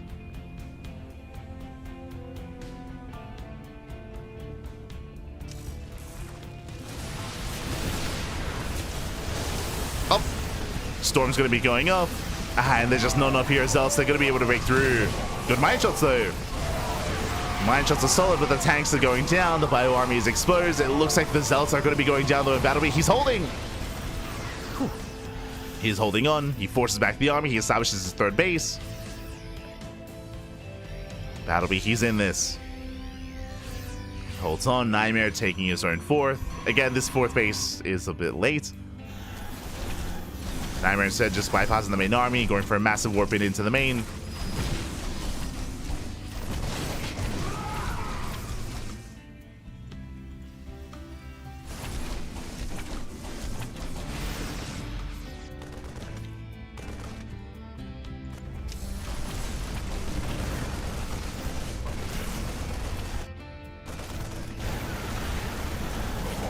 Let's go for the warp in. Not really getting too much value there, just 3 SCVs. Marines, they will shut this down.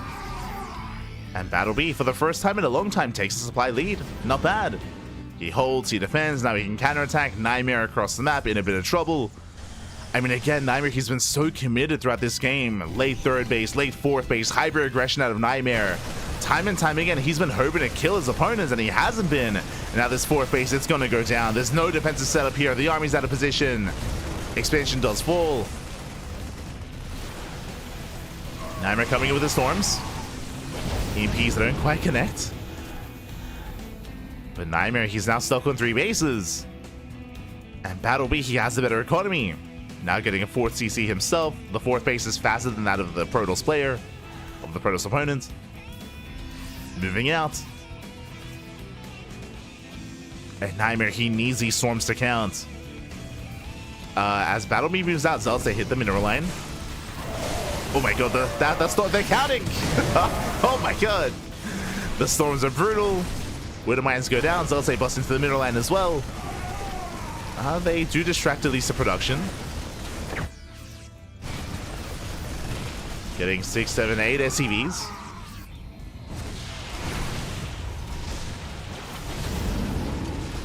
Likewise, Nightmare chasing back the reinforcements, does catch the Raven.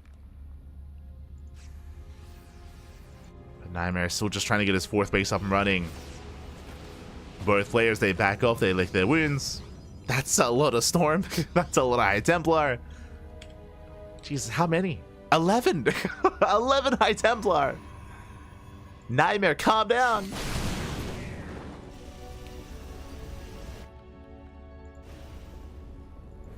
He's gonna have a lot of storms to work with. That's what I will say. Thankfully, Battle Bee does have some ghosts, so there's gonna be some counterplay available. You know, who lands first, the Storm or the EMP? As Nightmare's being active. Likewise, it does leave some High Templar back at him to defend.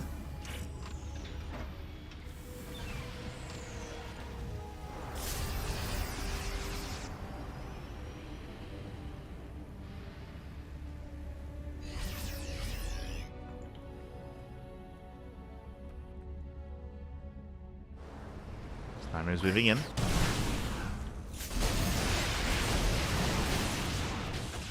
EMP got to turn away. Viking's going to be chased down. The ghost count still looking quite healthy here for Battle Bee.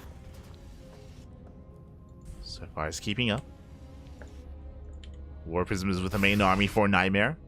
As the game is calming down, Battle Bee still maintains that supply lead. Both players going to be expanding.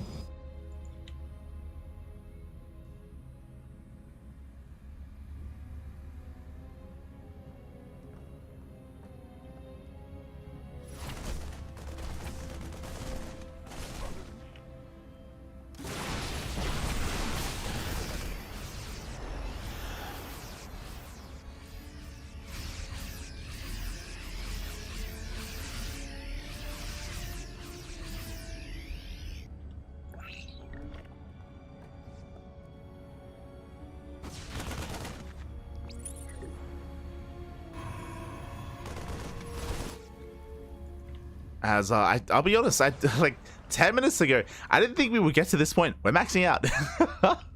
Both Battle Bee and Nightmare, we're just maxing out at this point. Getting our 5th expansions. Both players building up.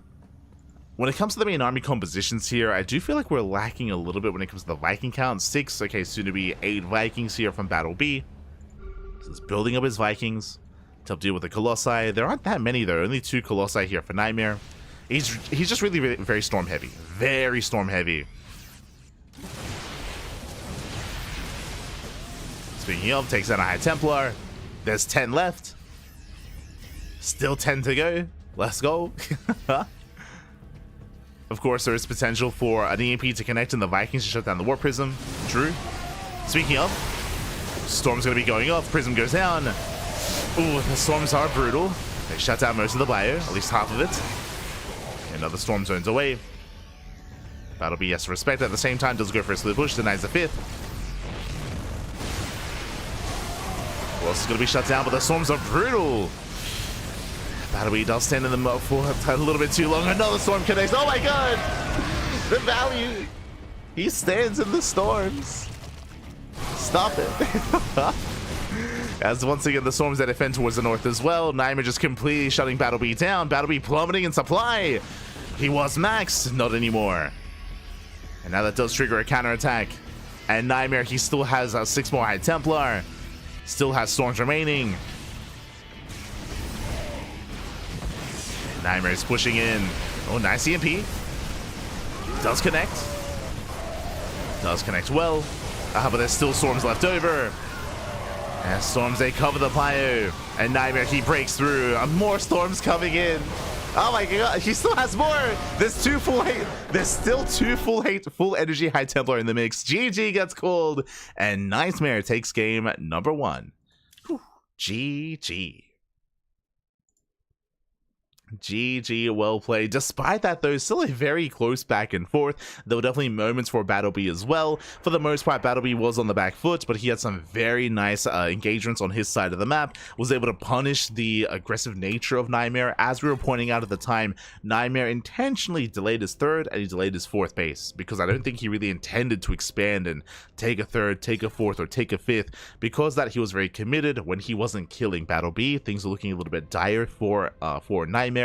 And Battleby had his moments. He did have his moments there in that game. Despite that, Nightmare will take a lead, though. They'll take a lead in the series, and we'll see if Battleby can bounce back. As we're getting ready for game number 2, going to be loading into Whispers of Gold.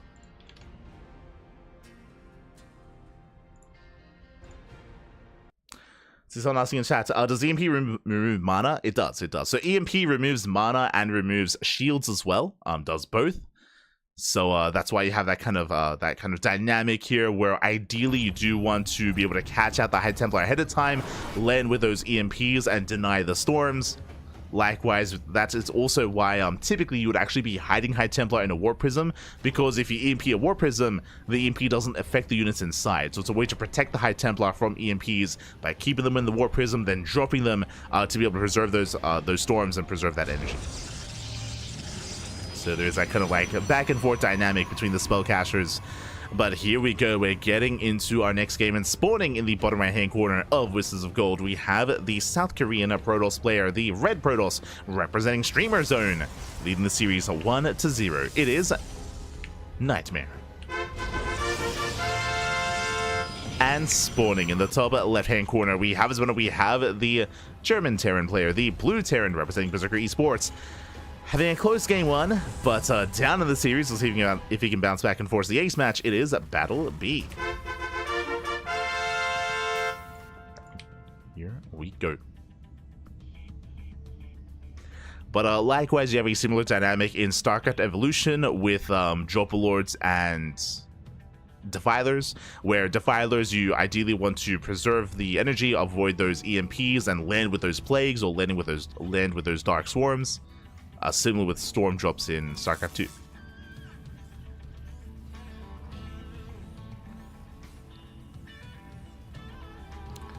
Here we go. Until then, we're going to settle in, and as a reminder, last game Battleby did open up double gas into a faster factory, into a Widowmine drop. This time, single gas opener means a faster CC, and Nightmare, being as annoying as possible, is attempting to delay the expansion for as long as he can with that probe. The CC is finally going to be thrown down, but Nightmare did force a little bit of inefficiency out of Battleby, forcing down that second SCV to chase down the probe. So a bit of damage was dealt, Battleby will expand, and Nightmare, of course, with the probe, did scout the faster command center. So now he knows that it's going to be a much more standard economic opener out of Battleby, and Nightmare knows he can cut some corners. He can cut some corners early on. He has a little bit less to worry about in the early game as we settle in. And we'll see what Nightmare goes for. Again, welcome one and all to Whispers of Gold, one of the smaller maps in the map pool. So I wouldn't be opposed to even a safer opener out of Nightmare. Speaking of being safe, Battleby throws down the bunker on the low ground to make sure that his CC is not delayed by a depth harass. Reaper dives in, scouts attack of choice, Twilight Council has been thrown down. Now this is a much faster Twilight Council. As a reminder, last game, Nightmare was hyper aggressive. He went for a proxy gateway. Because of the proxy, his Twilight Council was very delayed. And if you recall, Battleby did scout how late the Twilight Council was. He was able to, be more defensive. It was still a very shaky, very chaotic start to the game. But, we got there. Interesting, as that is going to be the second Rax on the way. We have a 2-1-1 setup, but we might see Battleby go for a third Rax as well before the starport. We'll see if he does. If he does throw down a third Rax, that is a sign of a potential all-in, like a 2-base all-in. So we'll keep an eye on Battleby. Otherwise, we could just see a 2-1-1, which is not unheard of in this matchup. Ooh, early tank production. Very early tank production here out of Battleby. Reaper does arrive. Gets a couple of probes, not bad. 2 probes going down before falling. Checking the gateway count here. It is going to be 3-gate blink. Very safe opener out of Nightmare. And the Adept does confirm. Does get eyes on the 2-1-1. And does also confirm tank production as well. As the first tank has arrived, Stim is on the way. And yep, there it is, 3rd rack. So this looks like a 2-base all-in. The reason why I'm saying that, I mean, there's a couple different things. One, of course, the early tank production. 2, delayed starport means delayed medevacs, delayed drop play, hyper prioritization of bioproduction and stim. So this all leads into just aggressive play here out of Battle B. It doesn't have to be an all-in, but it is an option here, and we could see Battle B pull the boys. Now, Nightmare, he has seen a lot of this build already, so that is a bit of a problem for Battle B, is that for the most part, this is less of a surprise. Nightmare hasn't gotten full confirmation, but remember, he did open up 3-gate blink. Very safe opener. Never mind, he's going into a 4th gateway. Oh my god. So Nightmare is going to be more assertive. 1 eBay on the way. That's going to be for specifically +1 attack. With a 4-gate setup, Nightmare can be more assertive. He's poking in. There is no Warp Prism and currently no high ground vision, so Nightmare can't really dive into the main. But he's containing his opponent. So it looks like the 4th gateway was more of a reaction to what he had seen, expecting more aggression, and Nightmare does intentionally delay his 3rd, which I think is okay here in this position. Well, Archive's on the way. So Nightmare, he's going towards Storm. Bio Army is building up. There's the add-on soul for medevac production. Only 2 tanks. Bear that in mind. Usually with a 2-base all-in, you would actually get a 3rd tank. You'd build up towards 3 tanks, then move out across the map. So this add-on swap tells us that potentially Battle B is indeed planning to expand. And the Observer will confirm the starport and the medevac production. And the lack of additional tanks, of course, as there is no tech level in that factory. Here comes the move out of Battle B. And already Nightmare is going to slow it down. Not losing a single Stalker, picks up a couple of Marines. And the goal here for Nightmare is to force the siege. There we go, 3rd CC's on the way. So again, Battle B, he's not all in. The medevac, oh my god, dives into the main. 1 Stalker goes down. 3rd CC gets scouted. And Battle B gets slowed down. He's forced to turn back around, forced to come back home. Oh, this wasn't right. This wasn't quite worth it here for Nightmare. It does bleed out a lot of Stalkers. Battle B still does commit. Still does move out. And Nightmare is getting ready. And Storm is almost done. Oh boy. Storm is almost done at this point. Nightmare pushing in. He's got how many? He's got 4 High Templar. I mean, we saw how brutal the storms were earlier.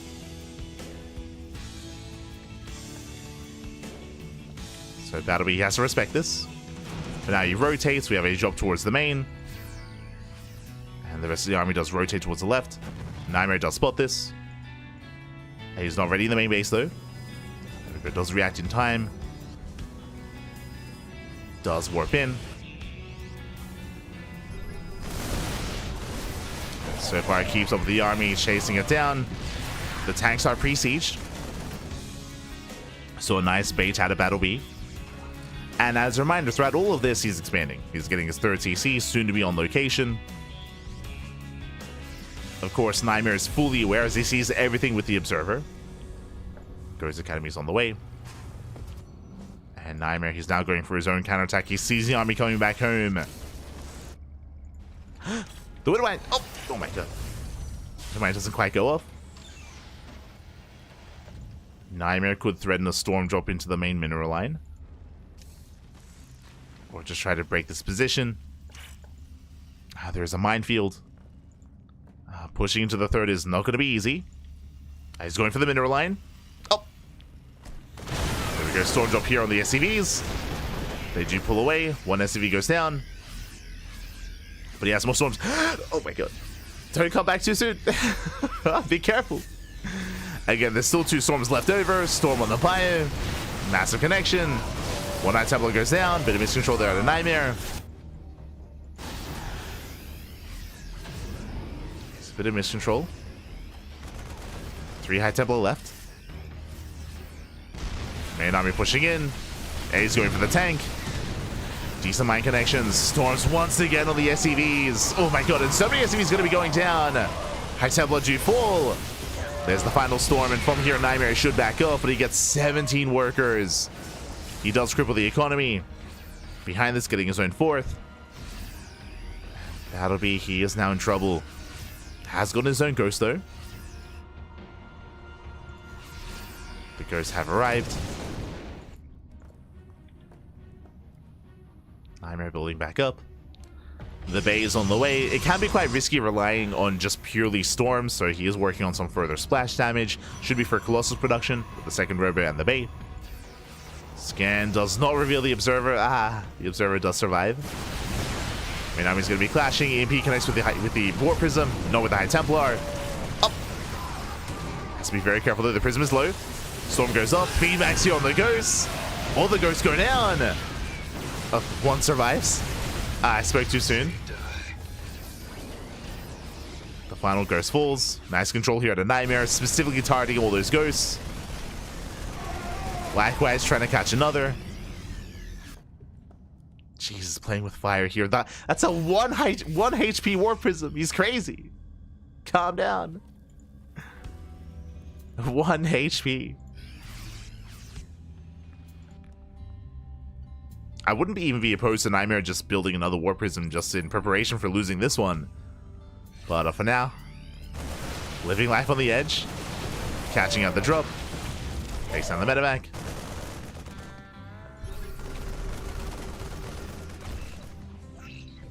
That'll be peels off some units, going for his own counterattack as well, going for the 4th. 4th is exposed, no Warp Prism. The army's not here, gets into the mid-range, snipes the High Templar. A nice drag into the Widow Mines. At the same time, Nightmare catching out a tank. But Nightmare, he's getting pulled apart. Oh my god. Storm says zone away. Nightmare, he does defend. Likewise, catching out the army. The Observer does see that Battlebee doesn't commit on the left-hand side. Nightmare can push in. Nice EMP on the Stalkers. Not quite on the High Templar.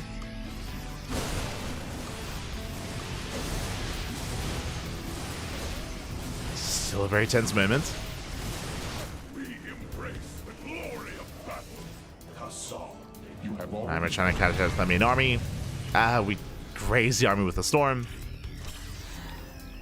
But here we go. The Colossi have arrived. It's now no longer just about purely storm, and there are no Vikings. The Viking count is low. Nightmare, he can hold. That'll be going for a Doom Drop into the main. Stalkers are in position. Storm as well. There's one more storm. Does connect. Turning back the army. Likewise, Battlebee going for a split push, but he runs into Zealots. And he's not really gaining any ground. But he's getting damage in the main. Takes out the Cyber Core, limits the warp-ins. He's forced to pick up. Ooh, full medevac goes down. Nightmare holds. Nightmare, he is going to be able to hold on. Can go back into Colossus. Battlebee, he has begun Viking production. But he's down to supply. Decent EMPs. But the storm still goes up. Oh my god, yeah, the storms, they pop off. So many storms! Oh my god, they just keep going! And GG, Battlebee, his army crumbles. Nightmare defends, and Nightmare, he will take the 2-0. GG. GG, well played. And Nightmare, he will take it in. Coming into this, he was favored, but a shout out to Battlebee, especially in Game 1. Game 1 was so close. Game 1 was so back and forth. Again, part of it was because of how hyper-aggressive Nightmare was and how that aggression failed, and how Battlebee was able to bounce back and make a game out of it, of course. Here, we also saw quite a close back and forth as well. Battlebee, he was able to hold his own, but in the end, Nightmare was able to keep up with the rotations, keep up with the movement of his opponent, and for the most part, shut down the drop play, the counterattacks. Was able to keep up with Battlebee. GG. GG, well played. With that, we have reached the halfway mark. We've reached the halfway mark here of tonight's broadcast. Again, just to reiterate, just for those that are curious, we are going over the replays of Group A of HomeStory Cup 26. We actually did cast this event live, but at the time there were only 2 streams. There was the main stream, and we were the B stream here on the CranKy Ducklings. Only 2 matches were being casted at a time, and there were 3 matches being played at a time. So because of that, in every single group, there was a third of the group that wasn't casted. Straight, just a third of the matches in the group stage were never casted. So we are going to be coming in after the fact with these replays to catch up on those matches that were otherwise played off stream. So that is the plan here for the next couple of days, especially since, you know, there's no other major event going on at the moment, not here on New Year's Day, I should say, and we can have a look at the matches here tonight and catch up on what's been going on. So far than I did. I mean, we've been following Battle B. It's a bit of a shame, but, you know, at the time during HomeStory Cup, Battle B's matches were not being broadcasted, so that's why we're catching up on them. Battle B took down Fiat 2-0, and if you missed out on it, I recommend the VODs, because even though it says 2-0 for Lambo and 2-0 for Nightmare, even though they 2-0'd Battle B, very close games. I mean, I was praising Battle B for Game 1 against Nightmare. Yo, Game 1 and Game 2 against Lambo were insane.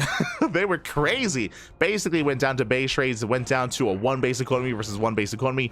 Very close games. Again, I'll reiterate once again, there's a world out there where Battle B takes down Lambo 2-0 instead, and even forces an ace match against Nightmare. So very impressive stuff here out of Battle B. Despite not taking the series themselves, has been looking very impressive against his opponents. And as you can see, we still have 2 matches left here tonight. 2 matches left. We have SKillous versus Battle B, and we have Ryung versus Jumi. 2 more TVPs. Let's go. Those are the 2 matches remaining here tonight. And again, Ryung versus Jumi is a Group D match. The reason for that is because there aren't actually many Group D matches that weren't broadcasted, so we're going to be squeezing them in at the end of the night. And tomorrow we're going to be back. We're going to be live with Group B. Group B is going to be tomorrow. Group A is today. That is the plan. But now that we've reached the halfway mark, we're going to be going on a short break. We're going to be going on a short break, take this time to get some snacks, get some food, get some water, drain your disruptors, massage your marines, and hydrate all of your hydras. We're going to be back soon with some SKillous action. See you soon. See you then. Oh, see you soon. See you soon.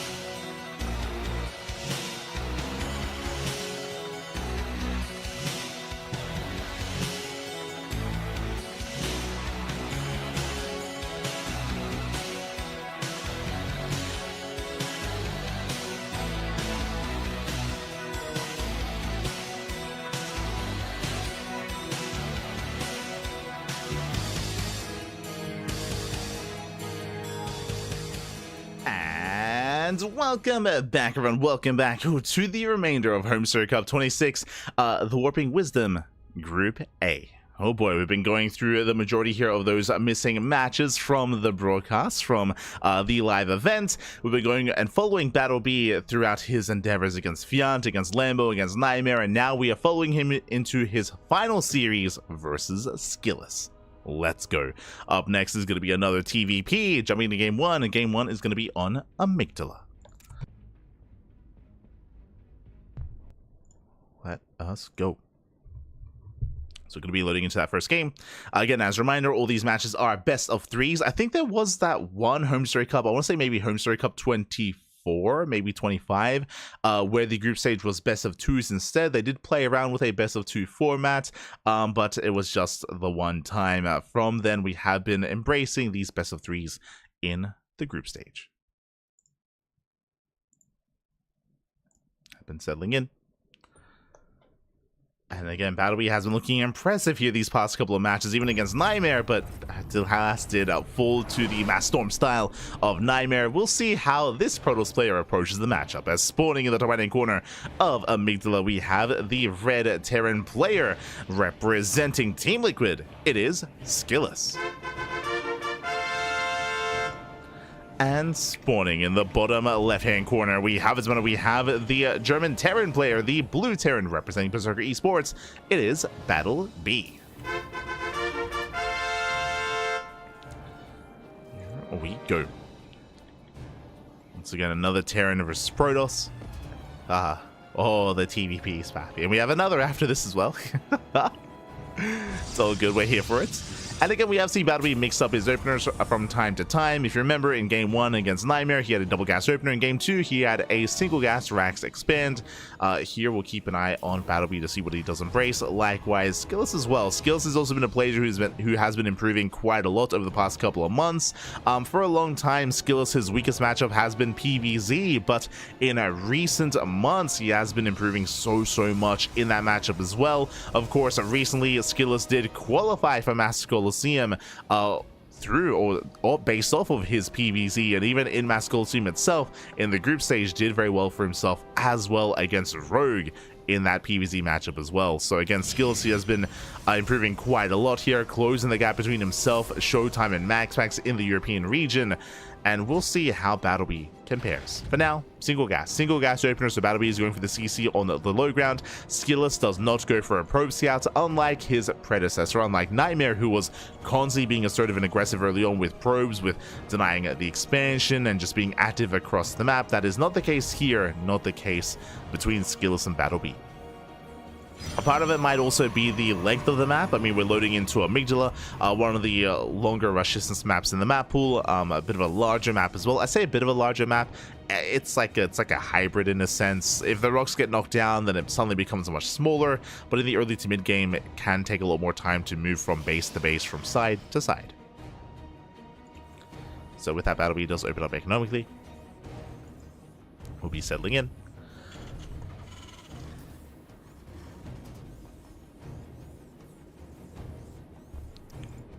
Likewise is going to move out.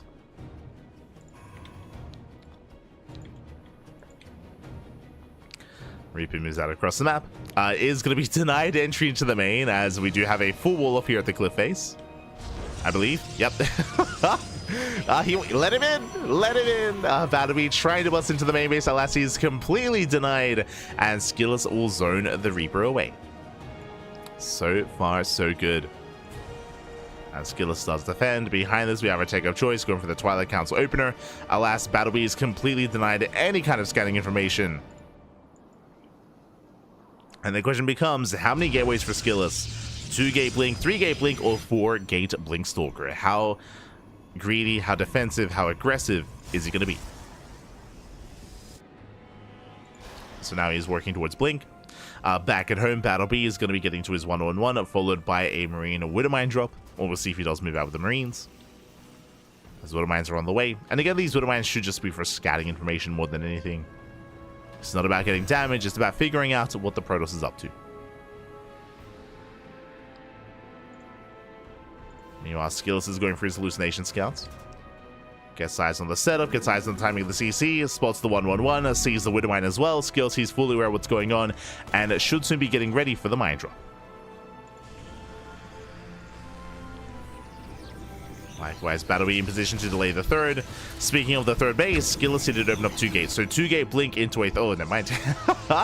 Was going 2 gate blink into a third, but he was delayed. With that, there's in a third gateway, but still expands nonetheless. So overall, an economic build here by SKillous. He's gearing up towards the mid game. No major commitment into stalkers, no aggression across the map. SKillous, he's just chilling. He's just chilling, just calming down, getting into his own game state. Battle B across the map, likewise building up as well. With 2 extra axes, a 3-1-1 setup. As a reminder, these 2 axes were thrown down after the starport, so this is going to be much later stim compared to the previous game.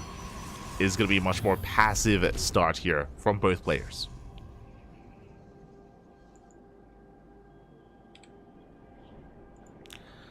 Interesting. We do see that Battlebee, because he got scouted, he actually doesn't go for the Widow Mine drop. Keeps the Widow Mine here at the Zelnaga, and he moves out with an empty medevac instead.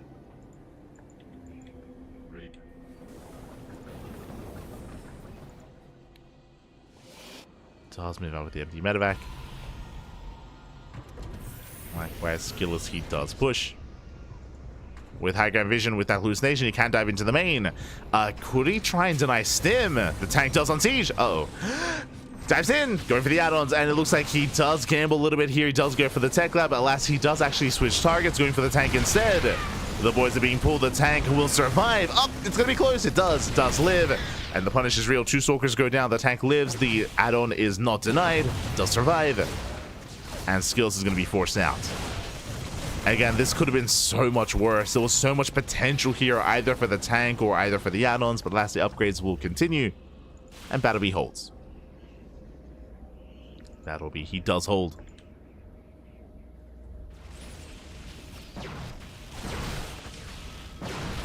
Likewise, attempts to move out. Do have SKillous coming from behind, catching out some stray units. No major pickups. Tank does siege. And SKillous, he has to respect it. Does respect the tank. He retreats. SKillous getting his third base fully operational.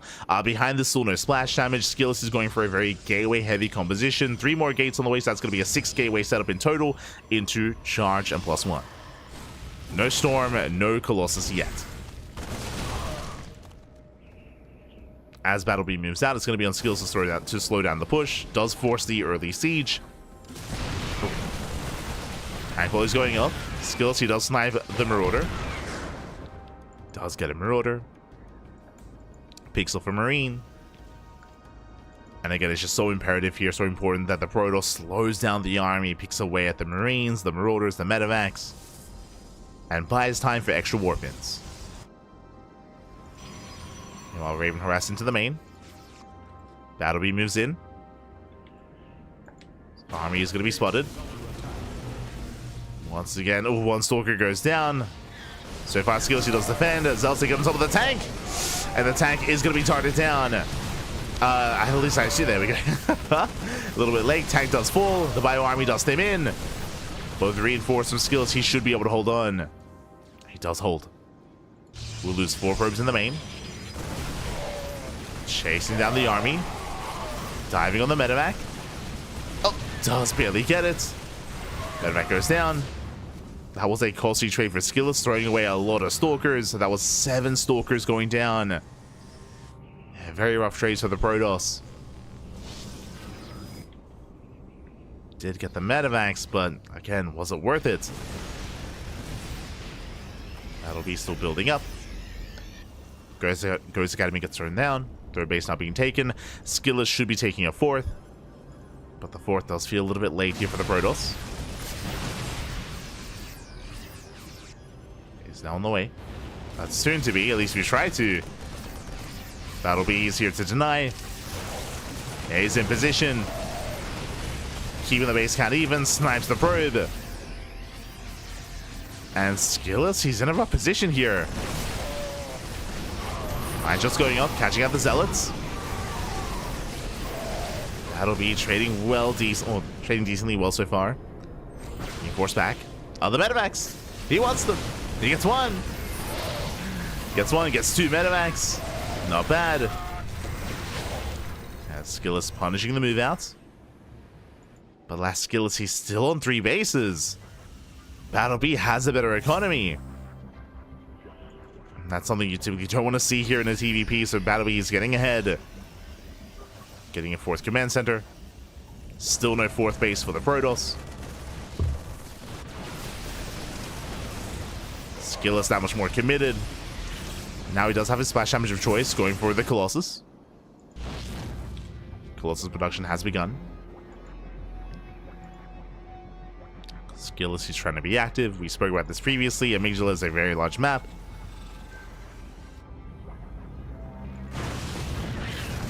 It can be difficult being too aggressive here. SKillous is ready for a warp in. Ready for a drop here towards the natural. Likewise, rotating around through the center. That'll be, he's just fortifying himself, building back up. 2nd starport's on the way. That should be for Viking production. Catches the observer. Nicely done. So goes down. SKillous, he rotates towards the 3rd, but last Battle B is in position. He defends. Forces back the army. Likewise, Battle B, he deflects here at the natural. And that 4th base is going to be the gold as well.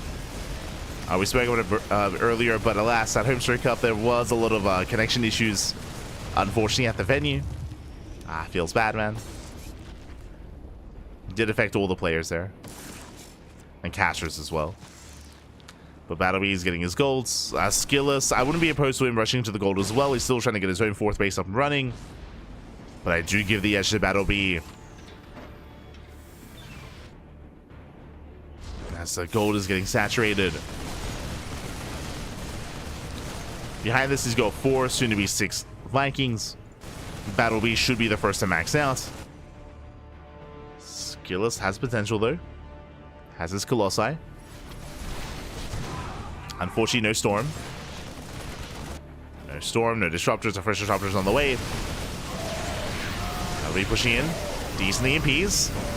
But pushing into a concave. And Battle B has to back up. Likewise, SKillous, he's within range of the mineral line. Will deny mining. And again, it's so important that SKillous does maintain map control to deny the gold. Otherwise, Battle B will snowball out of control. And so far, so good. Does deny mining. He's denying mining at the 4th base. Meanwhile, SKillous getting his own 4th up and running. So far, so good. Ooh, EMP does connect. It's a brutal EMP on the army. Battle B trying to force his way through a choke point. Colossus is getting so much out of the Vikings. They finally arrive, but is it too late? The Colossus, they're finally going to go down. And does Battle B have enough on the ground? It looks like he does. Nova goes off. Ooh, takes down a Ghost. But the Gateway army crumbles and Battle B shuts down the army. Takes out the Disruptors. Nice split towards the end. Takes out both Disruptors. The final Colossus. The entire army of SKillous is going to crumble. And Battle B can just snowball from here. The gold base is up and running. 5th base on the way. And you just keep pushing from here. There are still defensive Disruptors though. Never goes off. No major connection. Now SKillous is down heavily in supply, but with a couple of well-placed Novas, he could try to hold on. That's the only way back into this, is with these Purification Novas. That is his only chance. And even then, they don't one-shot Marauders anymore. Jeez, that's a lot of Vikings. As the Vikings have arrived, a little bit late. Not too useful anymore, but it's fine. Oh. Goes up, takes down a Marauder. There's 4 Disruptors left. That's a lot of Novas. That's a lot of Disruptors. Speaking of, Nova going to be going up. Ooh, it does connect. 1 Disruptor goes down. The other Nova goes up. That'll be being forced back. And again, these Vikings, they're not really ideal against this kind of army. They're in a way almost dead supply. Vikings are doing what they can. Nova goes up. Still a very scrappy fight. Battle Beast still out trading. Takes down another disruptor. There's still 2 disruptors left. Battle Beast stimming in. So far getting overstimmed as well. Nova does not connect. And the final army here is falling. 2 more disruptors going down. Battlebee is running out of energy on these medevacs. He's barely maintaining himself. And Battlebee is running out of steam. Gets the final disruptor. Disruptor goes down. Zelta going to reinforce. And Battlebee from here, he most likely just has to back up, consolidate his army, calm things down, and build back up. As he is forced back. Ooh, Nova connects. Massive connection. SKillous, he's holding on. He's holding. Behind this, getting his gold up and running. Oh my god, another Nova connects. Takes down a ghost. These Novas have been brutal. And SKillous, he's fighting back despite the supply. Again, it's one of those things where the soup does lie when disruptors are involved, just because they have so much potential for damage. So with that, SKillous has been holding on for dear life, and it's been impressive. Speaking of, another Nova goes up. Bit of a later split there from Battle B. Battle B still trying to overwhelm at the same time. Run by is dealt with. Planetary does hold. A SKillous not paying attention. He gets 1, he gets 2. He gets 2 disruptors. Nikita not quite noticing, and it looks like finally Battlebee has done it. He just had to wait a little bit to build up his army, and finally he's breaking through. A much more efficient fight for the Terran. Takes down the disruptors, the zealots, most of the stalkers. GG gets called, and Battlebee takes game number 1. Whew. GG. GG, well played. A very, very intense game. And again, a lot of this did come down to the fact that SKillous, he did fall behind economically, so he fell behind in supply as well. And Battlebee was able to snowball out of control. The 4th base for SKillous was so very late. And it wasn't just about the 4th base, but if you remember, in the lead up to even getting and expanding of that 4th base location, SKillous was bleeding out a lot of units, bleeding out a lot of stalkers over time. Likewise, he was heavily reliant on getting into those eventual Colossus and eventual disruptors, but last he was having a hard time affording all of that because of how late his expansions were. And with that, Battlebee did snowball out of control. And sure, for a time at SKillous, he was denying mining at the golds, but it was still a better economy for the Terran nonetheless. He was getting a 5th base behind it. He eventually reclaimed control of the gold base, and with that, GG. GG, well played. Impressive first game there by Battlebee, and we'll see if he can close it out or if SKillous will tie things up. So we're getting into game number 2, which I believe is going to be on Frostline.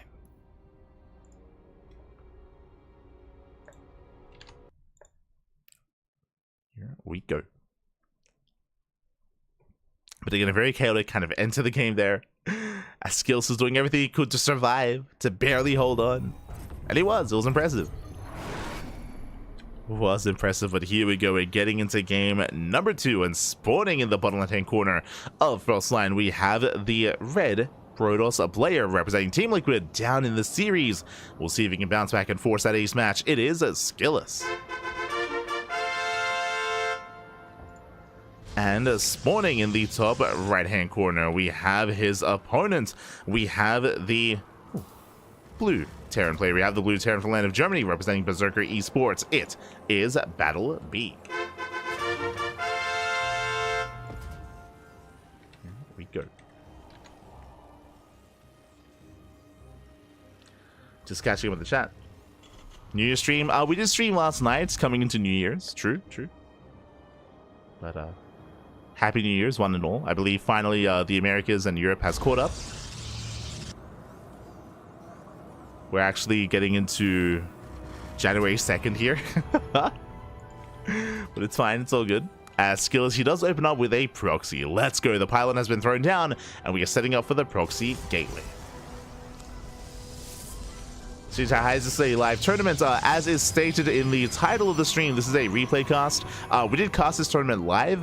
This was at the start of December, for those that are curious. So a month ago at this point, we did cast this tournament live. We were the B stream for HomeStory Cup XXVI. But as we have attempted to reiterate, and we will do so again, in this event, during the group stage, 3 matches were happening at once, but there was only 2 streams. Only the main stream and the B stream. I guess there were other language streams as well, but only 2 English streams. So because of that, in the group stage, a third of the matches were never casted. A third of the matches were never broadcasted. So that's why we're here. That's why we are here to cover those matches that never got broadcasted, at least never in English. What I will say, though, is that we initially planned to cast this sooner, but we were so busy, we didn't have any free days. We had no free days in December. Our December schedule was completely jam-packed, so unfortunately, this broadcast of the group stage of HomeStory Cup was delayed. It was pushed back, but now finally, January 1st, we have a free day. we have a free day, so we can actually fit in a replay cast of HomeStory Cup.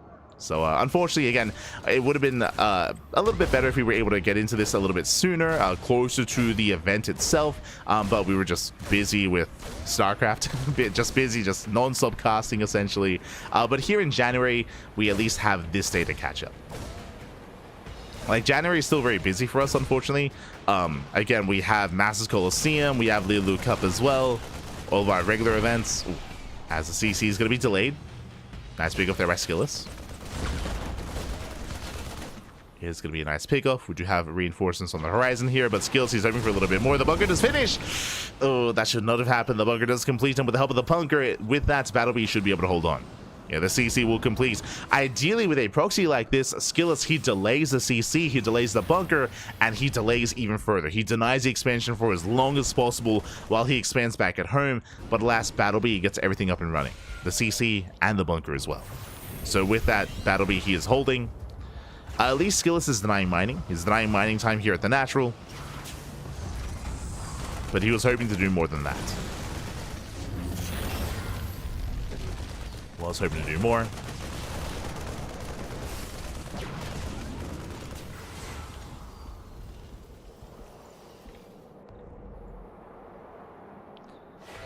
So far, SKillous is poking in. Behind this, once again, going for a Twilight Council. As a reminder, last game, SKillous, he went for a relatively economic opener, going for a faster 3rd Nexus. We'll see if he does the same here, as again, we're loading into a much larger map in the map pool.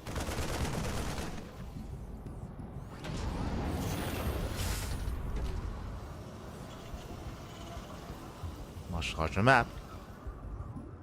That'll be getting into his 1-1-1, followed by the extra Vaxes. The same setup that we had last game, actually, from Battlebee. Just faster expansion into a 3-1-1, into Biotank.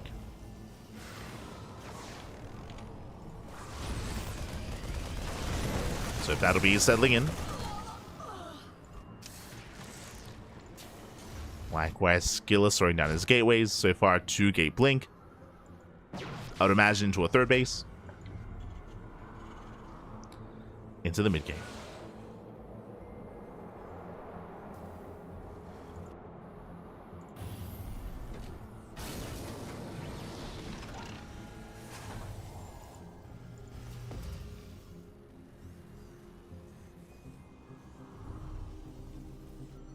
Speaking of SKillous, he's going to be throwing down the Robo first, so a little bit safer here by SKillous. We should be expanding momentarily. Technically, we could see SKillous take like an extra gas geyser, and from here we can go for earlier attack into a bay before the expansion, but there it is, the Nexus has now been thrown down. So overall, just an economic build here by SKillous. Is building up. Likewise, Battlebee's going to be chilling as well, so we do have a bit of a lull here in the game, where both players are just building up back at home. SKillous just making sure there's no drop play, or if there is, he's able to catch it. Spreading out his army, coming in for a scout, getting eyes on the setup, and settling in.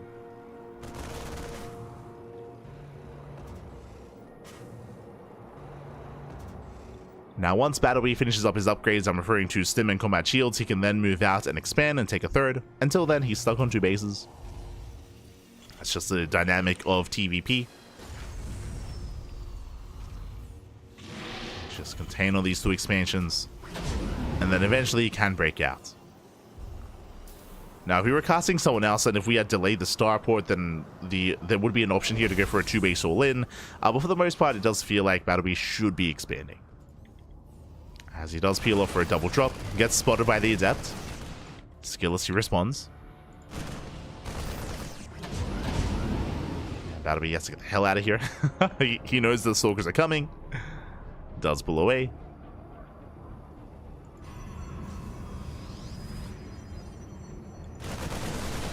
Likewise, a proxy has been found. I'm sure that was another factor as to why SKillous' 3rd base was a little bit later. Was the initial failed proxy. Ooh, Mind Shot goes off, does connect. That was a late blink here out of SKillous. Battleby does punish, and now he's ready for his move out. Now, as a reminder, as you mentioned before, this is not a 2-base all-in. A 3rd CC has been placed. It's halfway done for Battleby. He's expanding behind this, but still a very terrifying army. An army to be respected. It's going to be on SKillous to slow this down. He was able to do so last game. But here, SKillous not quite in position. He's going to try to respond. He can try to force field the army. The Immortal getting caught out, so shields are triggered. The force fields, they do slow down the army somewhat. But Stalkers, they get punished. SKillous' army is split. Expensive losses. Leaving out 2 Stalkers. Battleby does rotate. Does rotate around, stims in. Once again, the force fields, they do slow down the bio at least. But the tanks are sieging. Yeah, they're getting within range. Tank shots are going off. Reinforcements on the way. SKillous just wasn't really able to slow this down and has put out a lot of Stalkers. He's building up his Immortal count. Up to 3, soon to be 4. That's a lot of Immortals. But the base is under fire. SKillous, he has to engage. The base is going to go down. Yeah, there's no saving the 3rd. Massive pickoff. And SKillous is up against the wall. Meanwhile, across the map, tries to go for a counterattack. The Prism comes in, but the Zelda get cleaned up. And Battleby, he attacks and he defends. He shuts down the drop. War Prism barely survives. And from here, Battleby can just go home. He doesn't have to push in. He doesn't have to commit. He got what he was looking for. He got the expansion. Ooh. Punishes the Zealots. Forcing back SKillous. SKillous, he supply blocked. He can't harass across the map. There we go, just now finishing up his pylons. Going for another Zealot drop. Likewise, Zealots at the expansion as well. Battleby, he is defending, is racing back home. We'll bleed out a couple of SCVs. But only 4. Only 4 workers go down. Prism falls, and SKillous is still on a 2-base economy. SKillous is being left behind. And Battleby, he reinforces, consolidates his army, and now he can move out once again. We could use some help here. It's going to be on Battleby to recognize which expansion has been taken. You see SKillous throwing down a 2nd Robo and a Bay, working towards Colossus production. But SKillous needs time. And Battleby should not give him that time. Especially after sniping that War Prism, he should be feeling confident. For now, they're waiting for his Ghosts. Ghost Academy is done, making 3 Ghosts at a time, Vikings as well. Battleby, he moves out.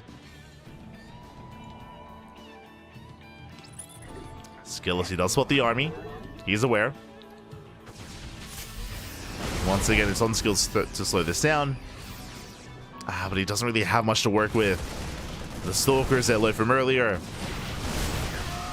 They are vulnerable. The army dives in. Widowmines, they burrow on top of the Immortals.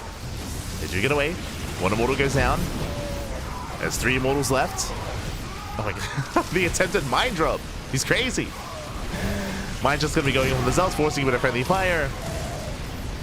The tank shots are brutal. The tank does go down. And with that, SKillous, he is holding on. SKillous, he does hold.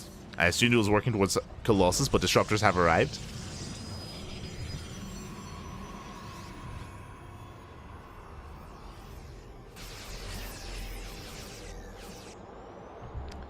Disruptors are here. When behind Dark Shrine. Dark Shrine is finishing up as well.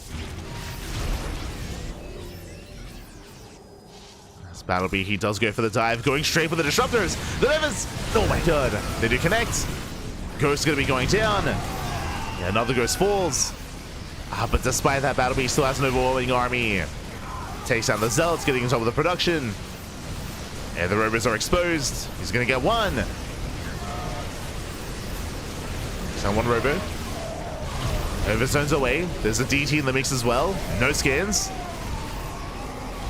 And no scans, and with that, Battlebee should be cleaned up. As he bleeds out his army, forced to pick up, forced to get the hell out of here. A lot of the supply for Battlebee is in medevacs. So the supply is inflated. The ground army is not as large. Oh, Battlebee, calm down. Killing his own Marine. But still just rallying across the map. I mean, again, Battlebee, he knows how far ahead he is. He knows how close he is to breaking SKillous. EMP connects on the Dark Templar. Battlebee just sending everything across the map. Getting a 4cc behind this on location. Still maintaining a greater economy. And SKillous, unfortunately, just not been able to build up his disruptor count. He still only has one. Just the one disruptor. And it isn't enough. Your second disruptor has arrived. Third disruptor on the way. He needs more time.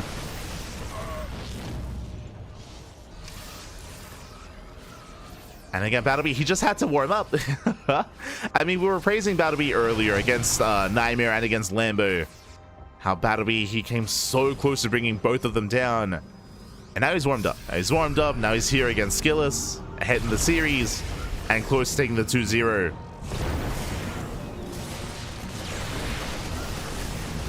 As he still has to respect the Novas. One solid connection could be all it takes for SKillous to take a fight. But he's pushing into a concave. And Battlebee stems in. Once again, taking down this second robo. Denies the disruptor. 3 disruptors left. And he will graze the army. Oh, massive connections. Okay. Does connect, does take down the army, does force back Battlebee. But it cost him a base. Cost him the natural and the robo as well. Wasn't a free trade for SKillous. The connections were good. Even sniping some of those medevacs. This Battlebee has to pick up. He has to get the hell out of here.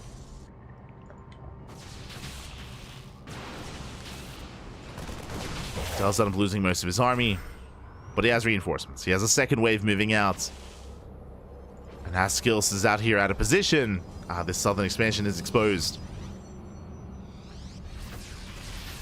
SKillous does have a recall. Never mind, there's an EMP. EMP goes up, and GG gets caught. SKillous, he gets pulled apart, and Battlebee will take the series 2-0. Will take down SKillous. GG.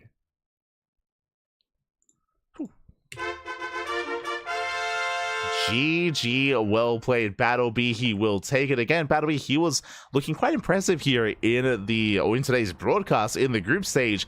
Again, I don't think that the 2-0s really tell the full story, especially in Battlebee's series against Lambo and even his series against Nightmare as well. Had some very, very close games.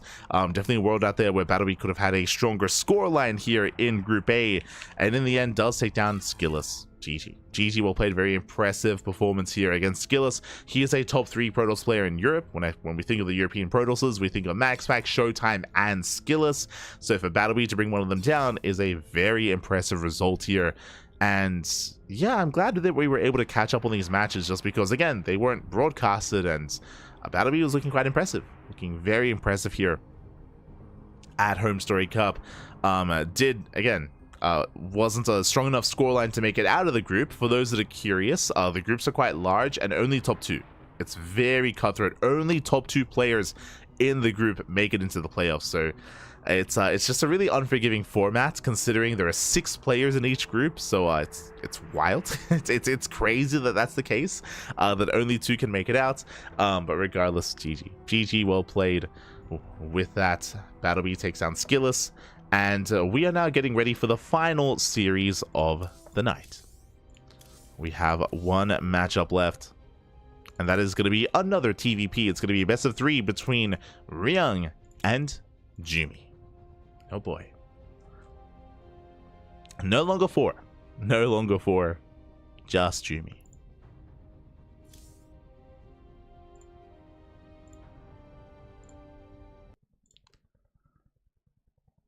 Are getting into this. Here we go. Once again, game 1 gonna be on. We've casted a lot of games on Amygdala. I want to say like at least once in each series. But here we go. Spawning in the bottom left-hand corner of Amygdala, we have the German Protoss player, the blue Protoss, representing Streamer Zone. It is Jumi. And spawning in the top right-hand corner, we have the South Korean Terran player, the red Terran, representing Team Vitality. It is Ryung. And coming into this, of course, we just did host a show match last night. For those that were not here, I mean, where were you? Where were you yesterday? I do recommend the VODs. For those that were not here, 24 hours ago last night, we were live at this time yesterday with our Ducklings Showdown. It was a fun show match event, kind of celebrating 2024 and leading us into 2025. We even celebrated New Year's during the stream as well, as it did cloak over into the next year. And we did have 3 show matches. We had 3 Point versus Hon Mono in StarCraft Evolution. So we had our Korean show match, we had our American show match, or America's show match with Estrella and Trigger, and we also had a European show match with Jumi and Eva, and that was the highlight of the night. It was a very fun best of 9, by the way. It was a best of 9 between Jumi and Eva. It was a wild time, and I'm ready for some more Jumi nonsense. I'm oh god. Ready for some more nonsense, Fabby. He's up against Ryung, a player that I'm sure he doesn't really have too much experience with. Jumi isn't really one to compete in too many open events that are more Korean focused. Likewise, Ryung isn't really one to play in too many European Open Cups either. So I wouldn't be surprised if they never played against each other, period, up until this moment, up until this point.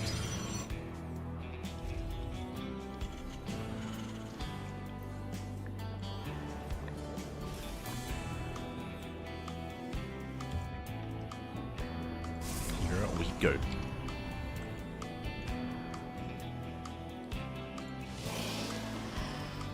The Terran tsunami. Oh no. The waves, they don't stop. Nah. Not like this. True. So yeah, going to be settling in. We do have our initial economic opener. Ryung going for a single gas, Rax expand, followed by the later factory and later second gas. So much more economic initially here by Ryung. Meanwhile, from the side of Jumi, I'm curious how he opens up initially with the Sentry. And again, these Sentry openers have become a little bit more popular here on the new patch. The reason for this is because it allows you to go for the early energy overcharge and the earlier hallucination scout as well. In general, hallucination scouts are a lot more prevalent in most, if not all, matchups now, as you have that energy overcharge to work with. So you get all the scouting that you need. And here it comes, the first hallucination. Gonna keep tabs on Ryung. Again, we're loading into Amygdala, one of the longer rush distance maps in the map pool, much more mid-game oriented, as we have seen time and time again. So we expect to have a much more passive start. As a hallucination, we'll get eyes on the reactor on the factory. That is not seen too often. I mean, we see it is going to be reactor with mine production, and Jumi is hoping to catch that as well, as the Widow Mines are kept hidden from the hallucination. And it's going to be committed, actually. It's going to be not just 2, but we're getting into a 3rd and 4th Widow Mine as well. So much more committed here by Ryung. I do appreciate that we're seeing something different here. We've been casting a lot of TVPs tonight, mainly focusing and mainly featuring Battle B, of course, but we can see Ryung just having a very different approach. We have seen a lot of the Korean Terrans embrace this, you know, Maru, Ryung, Byun, going for these 4 Widow Mine drops. It is a lot more committed, as we did mention. There is a lot more, I mean, your goal here is to actually get economic damage, not just scout. And we'll see how quick Jumi can respond. As here comes that medevac. Behind this, Ryung throwing down extra Raxes. Jimmy gonna be opening up with a Twilight Council into into Templar Archives. No upgrade. He's crazy. Widowmine Job comes in. The probes that don't pull away. 4 probes gonna be going down already, and he's not done. Dropping into the main base as well, and Jimmy, he's late. No, he's late to pull away. Oh my god. Oh, that could have been so much worse. Sentry goes down, and Ryung, he will save the Widowmine. 6 probe kills on a Sentry, not bad. The Widowmines, they're actually still alive, but they should be hunted down. They should not escape. As they attempt to waddle away, but there's no way out. Yeah, there's no way out. They're going to be cleaned up. But what's crazy here is that Jimmy, again, just to wind it back, it was a Twilight Council opener. I just assumed it was going to be Blink. It's Twilight Council into Templar Archives. He's rushing into Storm. This is the fastest Storm you can go for. He's crazy. So going to be a Storm rush here by Jimmy. Prism's on the way, and I would imagine he's going to be going for a Storm drop across the map. We'll see what Jimmy can get done. As the High Templar building up, checking the vision here, Ryung, he did see. Okay, so Ryung, he knows. Ryung, he is aware that there's something crazy coming his way. He's aware of the fast Storm. Back at home, what do we have? The tanks are sieging. There's a bunker here at the natural. So far, a standard setup. Jimmy is expanding. He is getting a 3rd, and here comes the Storm drop. Okay, it's going to be 2 High Templar and 1 Sentry. And Storm is finishing up in 10 seconds. And he's going for the mineral line. Here we go. Again, a really risky build here out of Jimmy. And we'll see if it pays off.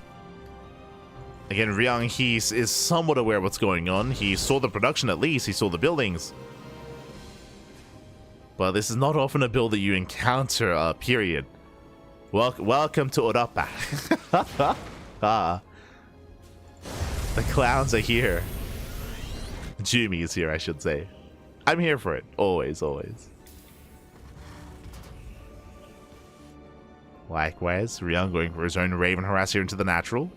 Jimmy has yet to pull the trigger. Ideally, Jimmy wants to wait for a distraction, right? He wants to wait for something to pull away the attention of Ryung. The Observer did advise on the setup. Ooh, that's gonna be 8 workers going down. Ay. That is a lot of economic damage that should not have happened. So a late response there by Jimmy. Ryung moves out. As he moves out, Jimmy moves in. And here comes the Storms. Up. Where are they? As Ryung, he pulls away in time. No Storms yet, unfortunately. Again, quick reaction out of Ryung. And Ryung, he's pushing. And these Storms, they need to come back home. Otherwise, this Star base is going to go down. Okay, Jimmy comes back in. And if Ryung is late, okay, he pulls. Again, Ryung is so quick to pull away. Old man Ryung. He's got young hands. And here comes the army. And again, there's no Storms to defend. The base is going to go down. There's no saving this. Army's trying to get in position. The tanks are within range. Storms are coming in to defend. True. Storms, they pop off. Big connection. Oh my god. But Ryung, he is still well spread. And the base is going to go down. Massive pick off the 3rd base falls. Jimmy coming with a Storm drop. And Ryung, he does pull away. The Storm graces the mineral line. But no major connection. High Templar goes down. There's 1 High Templar left. And Jimmy is stuck on 2 bases. He's stuck on a 2-base economy. Ryung is getting his 3rd up and running.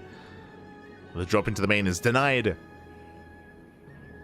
And Ryung is looking very comfortable. I mean, coming into this, I'm afraid to look. 19 probes went down. That was to the Widowmine Harass and to the Raven Harass. The expansion went down as well. Jimmy is stuck on 2 bases. The quality of the army is very high. That I will say. We do get a Storm drop into the main. There we go. Finally, some damage is being done.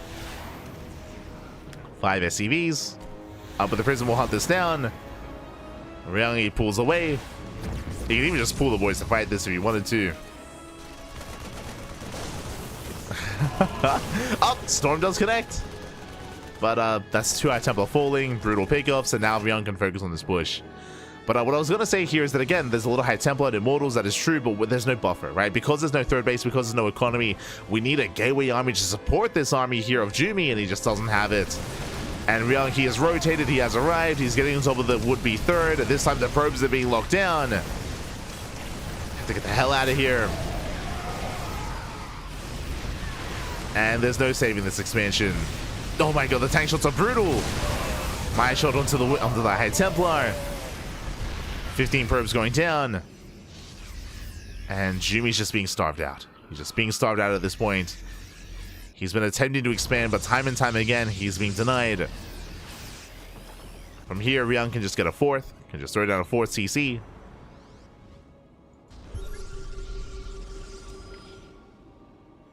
Okay, Ryung feeling adventurous. Going for the main army. EMP connects. The Immortals are exposed. Storms are coming in. Oh my god. And we get a decent storm, but just one. Just one storm for 3 High Templar. Not worth it. And Ryung, he has done it. He's broken the back here of Jumi. GG gets called, and Ryung takes game number 1. Ooh, GG. Ryung does take a lead in the series, but a shout out to Jumi because that was a wild start to the game. It didn't really lead to anything. There was a lot of potential with the Storm Drop opener, as we saw. Ryung, he reacted very, very quickly, very well to the drop play, and he delayed the Storm Drop for so long. So Ryung was very comfortable, but there was definitely potential. And again, it's an opener to build that you rarely see.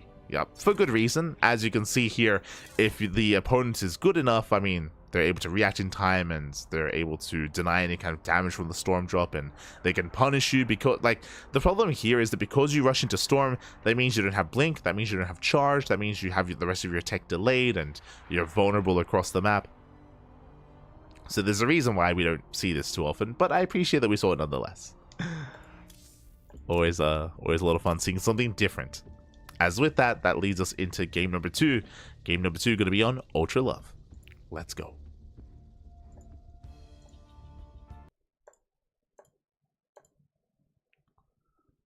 We are making our way over. Jumi was still... Oh, yeah, of course. Of course.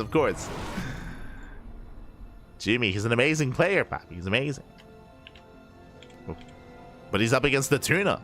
And spawning in the bottom left-hand corner, we have the German Protoss player, the Blue Protoss, representing Streamer Zone down in the series. We'll see if he can bounce back and force the ace match. It is Jumi.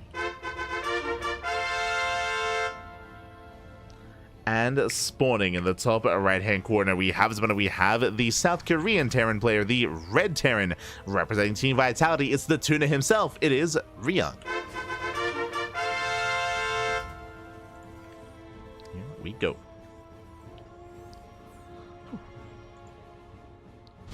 As we do settle into Ultra Love. Oh, there we go. Again, just to reiterate for those who weren't here at the time, but it was just really unfortunate that HomeStory Cup was plagued by some connectivity issues. I think Take explained at the time that there was some work being done on the infrastructure nearby, and that did negatively impact the local internet. So because of that, specifically for that weekend, so because of that, there were often a lot of pauses throughout all of these matches to allow the internet to stabilize once again. For now, we do see Ryung changing up his opener. Double gas. This time, double gas opener. Last game, it was a single gas interacts into an expansion, into a quadruple mine drop. This time, we should be seeing something different. Oh, as Jumi did lose a scouting probe, that should not have happened. And Jumi, he didn't like that. A bit of a thumbs down there for Jumi. And thankfully, Ryung, he's lamenting with him. You know, a bit of a sad face. Smooch. So a rough start for Jumi. Thankfully, he saw everything he needed to for the most part. He saw double gas, so he knows a faster factory. Would have liked to have kept the probe alive, but regardless, is denied it. And now we can settle in.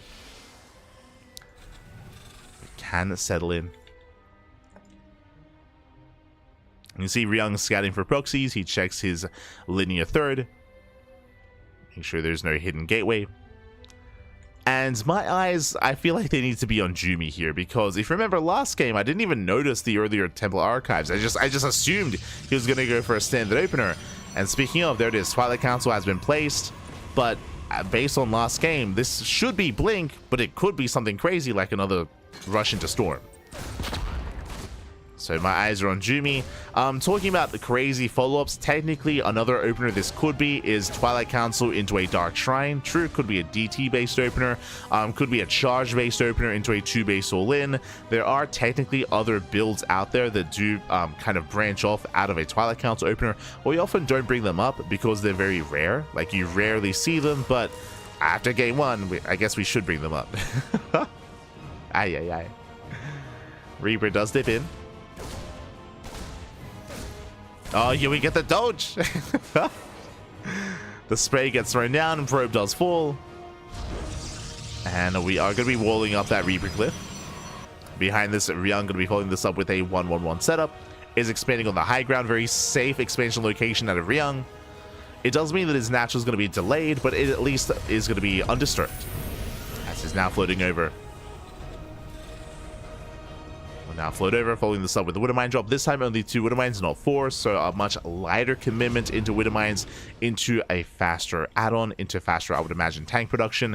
Meanwhile, we spoke about it, that is not Blink, that is Charge. And this looks like the beginning of a 2-base Charge all-in. Looks like the beginning of an all-in. Ryung, he moves out, it's going to be on Ryung to scout and figure out what's going on. Again, charge-based openers are a rare sight, which is a good thing why we brought it up. I mean, it's Jumi. Mindro coming in. So far, Jumi, he does respond well. Ooh, will bleed out in the depths. And likewise, we get a second Widowmine into the main. Nice on Burrow. Oh, Ryung, he does what? No! Oh my god. Can Jumi calm down? So far, he does pull away in time. Another Unborrow here out of Ryung. And he will get the... Ooh. The Stalker, very nice retarget, very nice pickoff. Stalker goes down and he saves the Widowmine. There's no anti-air. No anti-air. Widowmine does escape. And behind this, we have a 3-gate setup for the time being. Prism's on the way to harass across the map to reinforce.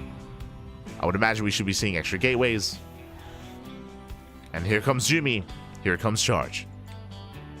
Jumi is moving out. The Reaper does spot the War Prism. Ryung is aware. Bunker's on the way. Behind this, getting to tank and Banshee production as well.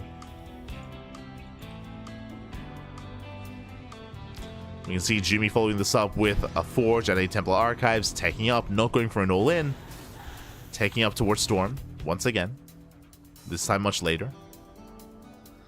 And I appreciate this out of Jumi. Because he got scouted, he backs off and he doesn't warp in. So despite getting to charge and just, oh god, as I say that though, the Banshee does arrive, and again there's limited anti-air. Oh no, there's no detection either. I was gonna, sorry, there is an observer. Thankfully, there is an observer. That's still gonna be 5 probe kills. Jumi pulls back. Storm is on the way, checking the vision. Ryung, yep, he did scout, he did spot Storm. He is aware. What I was going to say is that because Jumi got scouted, he opted not to actually reinforce and make use of these gateways. He's taking instead and gearing up towards a 3rd. But he's stumbling his way into the mid-game as he's losing a lot of workers, and the second Banshee has arrived. One towards the main, the other towards the natural. The High Templar! Oh my god. I'll pick up, does save it, thankfully. Nice save there on the High Templar. Banshee going ham, getting a 4, getting 5 probe kills. The Dong one is insane. The Dong one. As he gets another 5, that's 10 probe kills in total.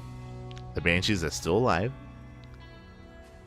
And behind this, Ryung can now build up and expand. No 3rd CC yet, but we should be seeing a 3rd CC on the horizon momentarily. Once he gets those upgrades, Jumi likewise getting his own 3rd as well. A much later 3rd expansion for Jumi, bear that in mind. It is a late expansion just because he was so committed before this with Charge and to Storm. Gateway explosion on the way.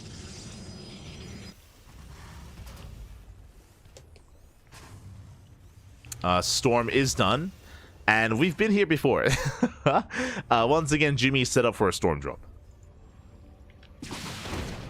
Banshees, they did back in, getting another probe.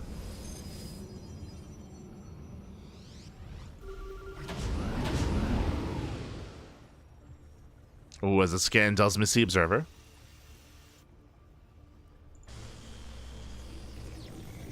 Banshee's pinned back. As Ryung is moving out with his drop, he's actually going to come across the Warp Prism. Oh. And he happens to just come across it. And if Jimmy doesn't react in time, he may lose this. Yeah, there's a stim. Prism taking a lot of hits. Oh my god. It's on 1 HP. There's 2 High Templar inside. 1 HP Prism does survive, thankfully. That would have been a brutal loss. But the problem here is that now that it's on 1 HP, yeah, it's going to be forced to recall back home. And it won't be able to get much done regardless. Whew. Does save it though. Thankfully. Here comes Ryung's move out. Behind this, here comes a third CC as well, landing on location. Jimmy back at home. That's a lot of High Templar. Jesus, that is 7. 7 High Templar, and it's too early for Ghosts, too early for EMPs. So no EMPs for Ryung. Does move in, and Banshee going to be distracting in the main, pulling away Jimmy's attention. Twilight Council's under fire. Now Banshee on the right hand side. We have a tri-pronged attack. Banshee main, Banshee at the third, and the main army here on top of the production. Twilight Council goes down. Storm is coming in though. Yeah, Mind Shields on Zealots, massive connections. Zealots, they just melt. Storms are decent though. Yeah, massive storms on the Pyro. Ryung has to get the hell out of here. Is forced back. Never mind, dropping into the main actually. Ryung, he doesn't want to stop. Dropping into the main base, sniping the pylon. Gets a pylon, he wants a prism. No! Oh, that was High Templar inside. Oh no! The full prism goes down. Jimmy! And with that, Ryung is pulling Jimmy apart. He's rallying across the map, headed towards the third base as well. Jimmy, he is down to 1 High Templar. He had 7, he's down to 1. No. And Ryung, he's, again, looking quite comfortable. Looking very comfortable. He's up in supply, moving out. Again, this third base is exposed. It does warp in a fresh set of High Templar, but they need time. They need time to gather energy. There's the NG overcharge. There's 1 storm currently. And the storm is decent, but we need more than just 1 storm. There we go. Second storm popping up. High Templar gets targeted down. We got some desperation feedbacks. The Archon gets denied. And Ryung, he has done it. He has broken this base. Triple drop into the main. Mind Shot's going off. It looks like with these Immortals, Jimmy, he will hold on to the third. But what about the main? What about the main base? Forced to recall. Ryung, he picks up, gets the hell out of here. There is no blink. Blink just now starting. And Jimmy does hold. He does hold on, but he's barely holding on.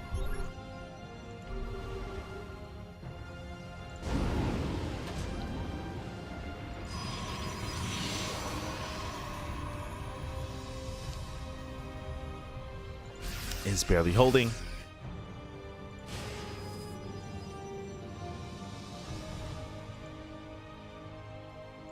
Jimmy building up his army.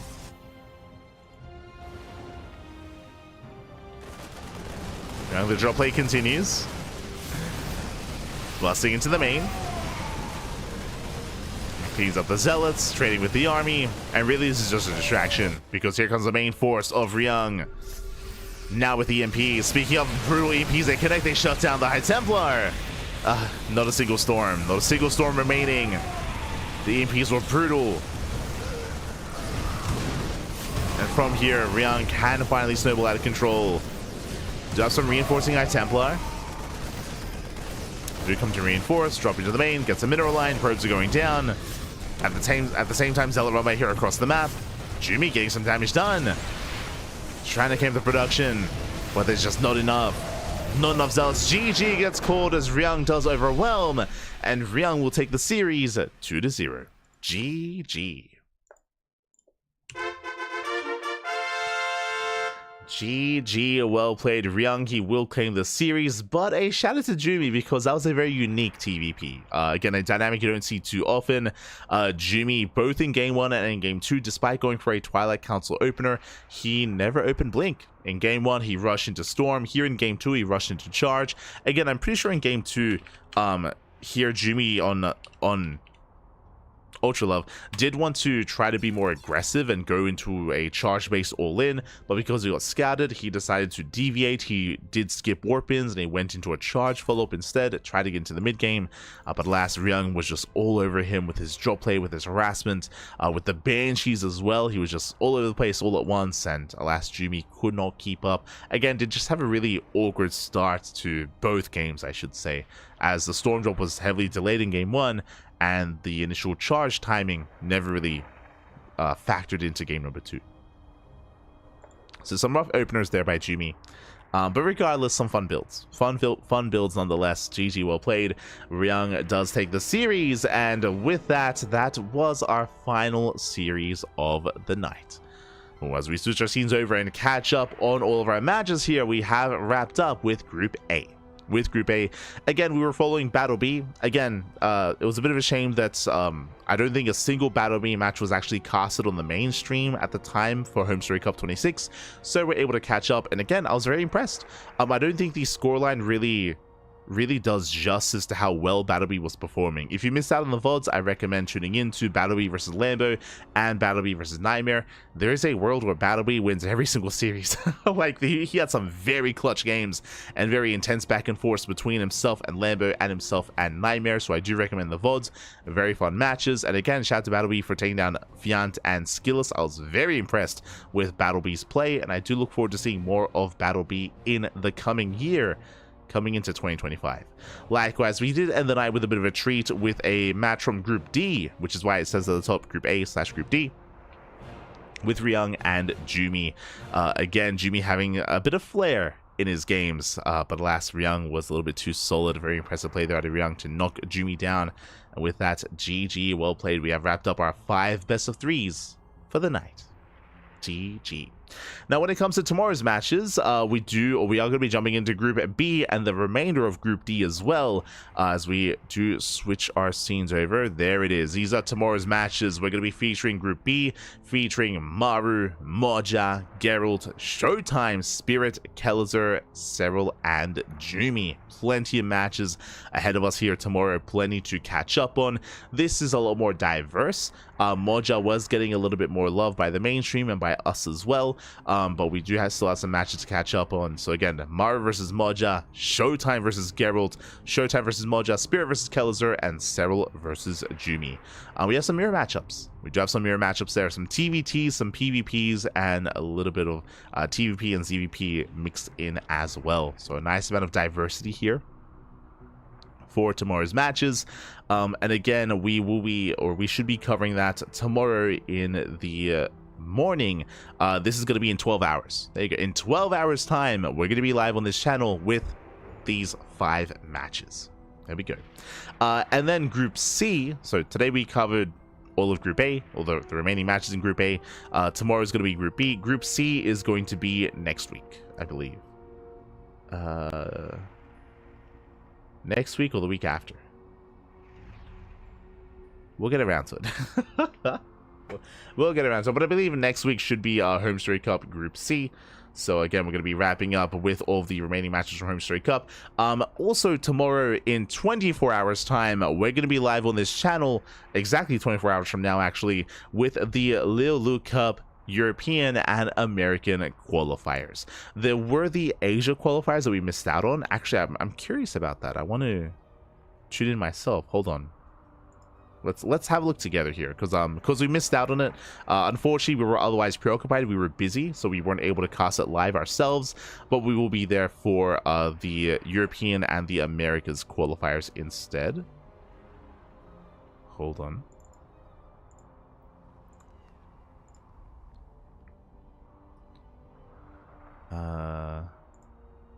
Bam. There we go. Okay. We do have this is the Asia qualifier. Okay, so this was the Asia qualifier here.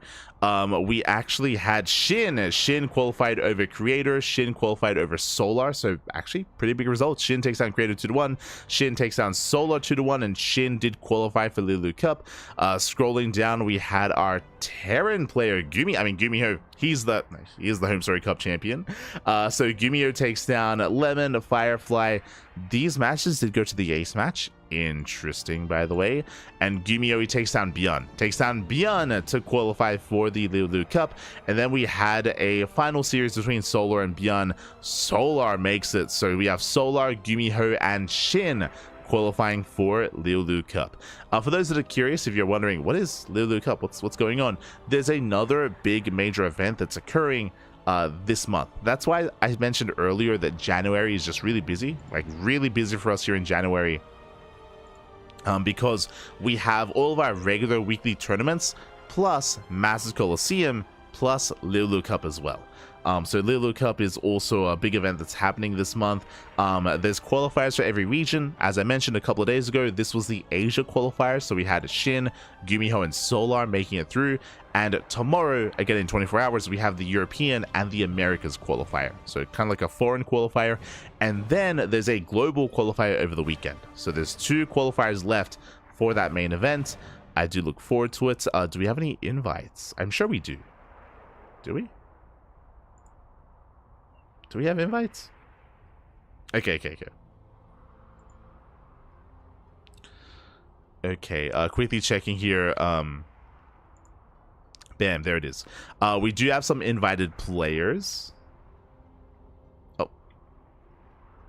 Just some invited players. We have a Hero, Jeshi, MaxPax. So I have the best Protoss players in the world here with Hero and MaxPax. Shout out to Jeshi as well, going to be repping the Chinese region. We have Clem, Oliveira, Dark, Rainer, Rogue, and Cyril. Oh my god. So we have all the big boys rocking up here. And of course, we have the initial qualified players. So yeah, we have quite a lineup here. Are we missing any big names? I mean, if we are, we should soon be seeing them in the qualifiers.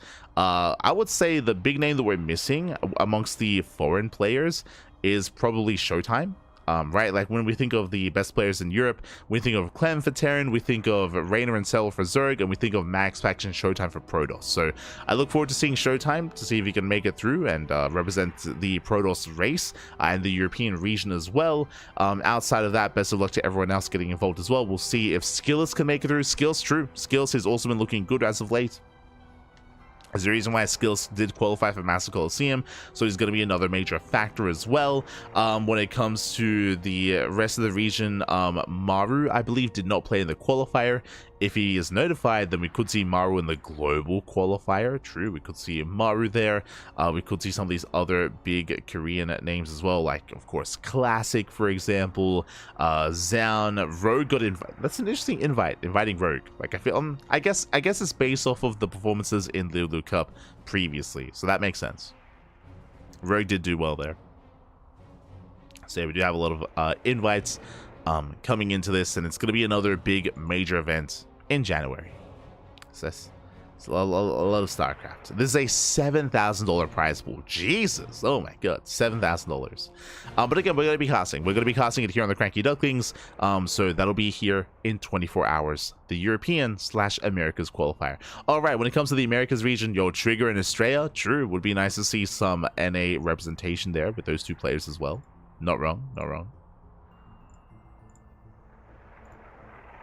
Don't want to forget them.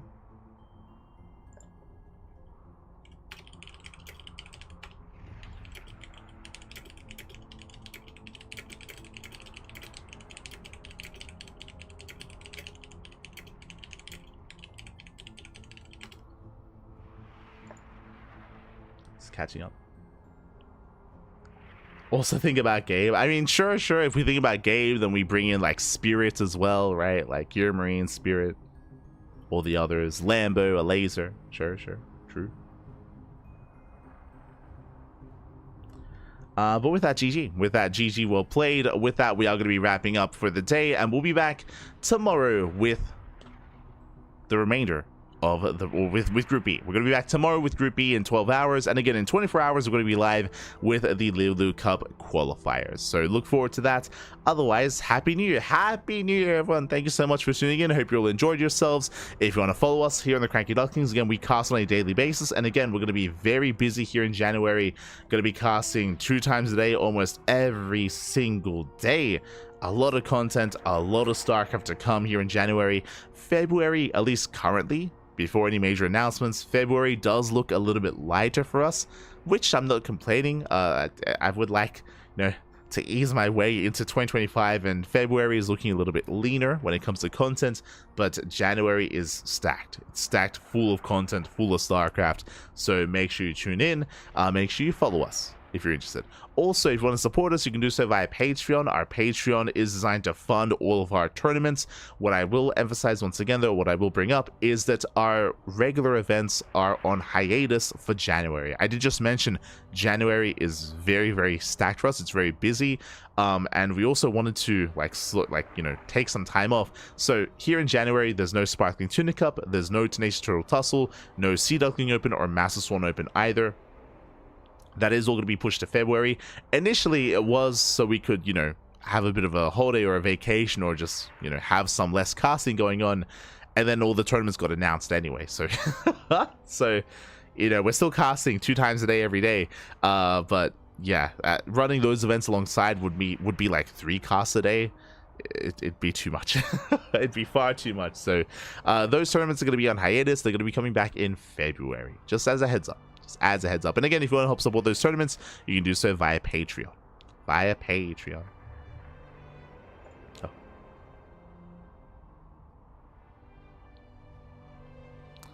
And with that, we do appreciate. Thank you so much for watching. Thank you so much for the support. We're going to be heading off for the night, and we'll be back in 12 hours or in 24 hours. We'll be back for some more casting, for some more StarCraft here. Otherwise, if you want to tune into the VODs, you can check out our YouTube. We have a YouTube channel. All the VODs are uploaded to YouTube. We're live on TikTok. We're live here on Twitch. We're live on YouTube. We're live on Facebook. Live on Kick as well. Live all over the place. And stick around. We're going to be giving another StarCraft streamer a raid. Who is live at the moment? Who can we send everyone over to? I know Sort of is live. Sort of. He's been streaming all night. Jesus. So Sort of is live. Who else? Who else is streaming StarCraft? Not too many people. I mean, I guess it is New Year's, so I'm sure a lot of people are, enjoying themselves out with friends, socializing like animals, papi. Oh my god. So yeah, I don't actually recognize too many people online at the moment, so give some love to Sort of. Give some love to Sort of. Again, he is currently living in Korea. He's in South Korea, and he is currently engaged as well. Like there's a lot going on with Sort of's life, and yeah, it's really exciting to hear, really exciting to see. And he has been grinding. Jesus, he's been live for almost 7 hours. Make him stream some more, maybe. Make him stream even longer. Let's go. So thanks for watching. Thanks for the support. We'll see you guys tomorrow for some more StarCraft action. Until then, hasta luego. Ciao, papi, ciao. Hasta luego.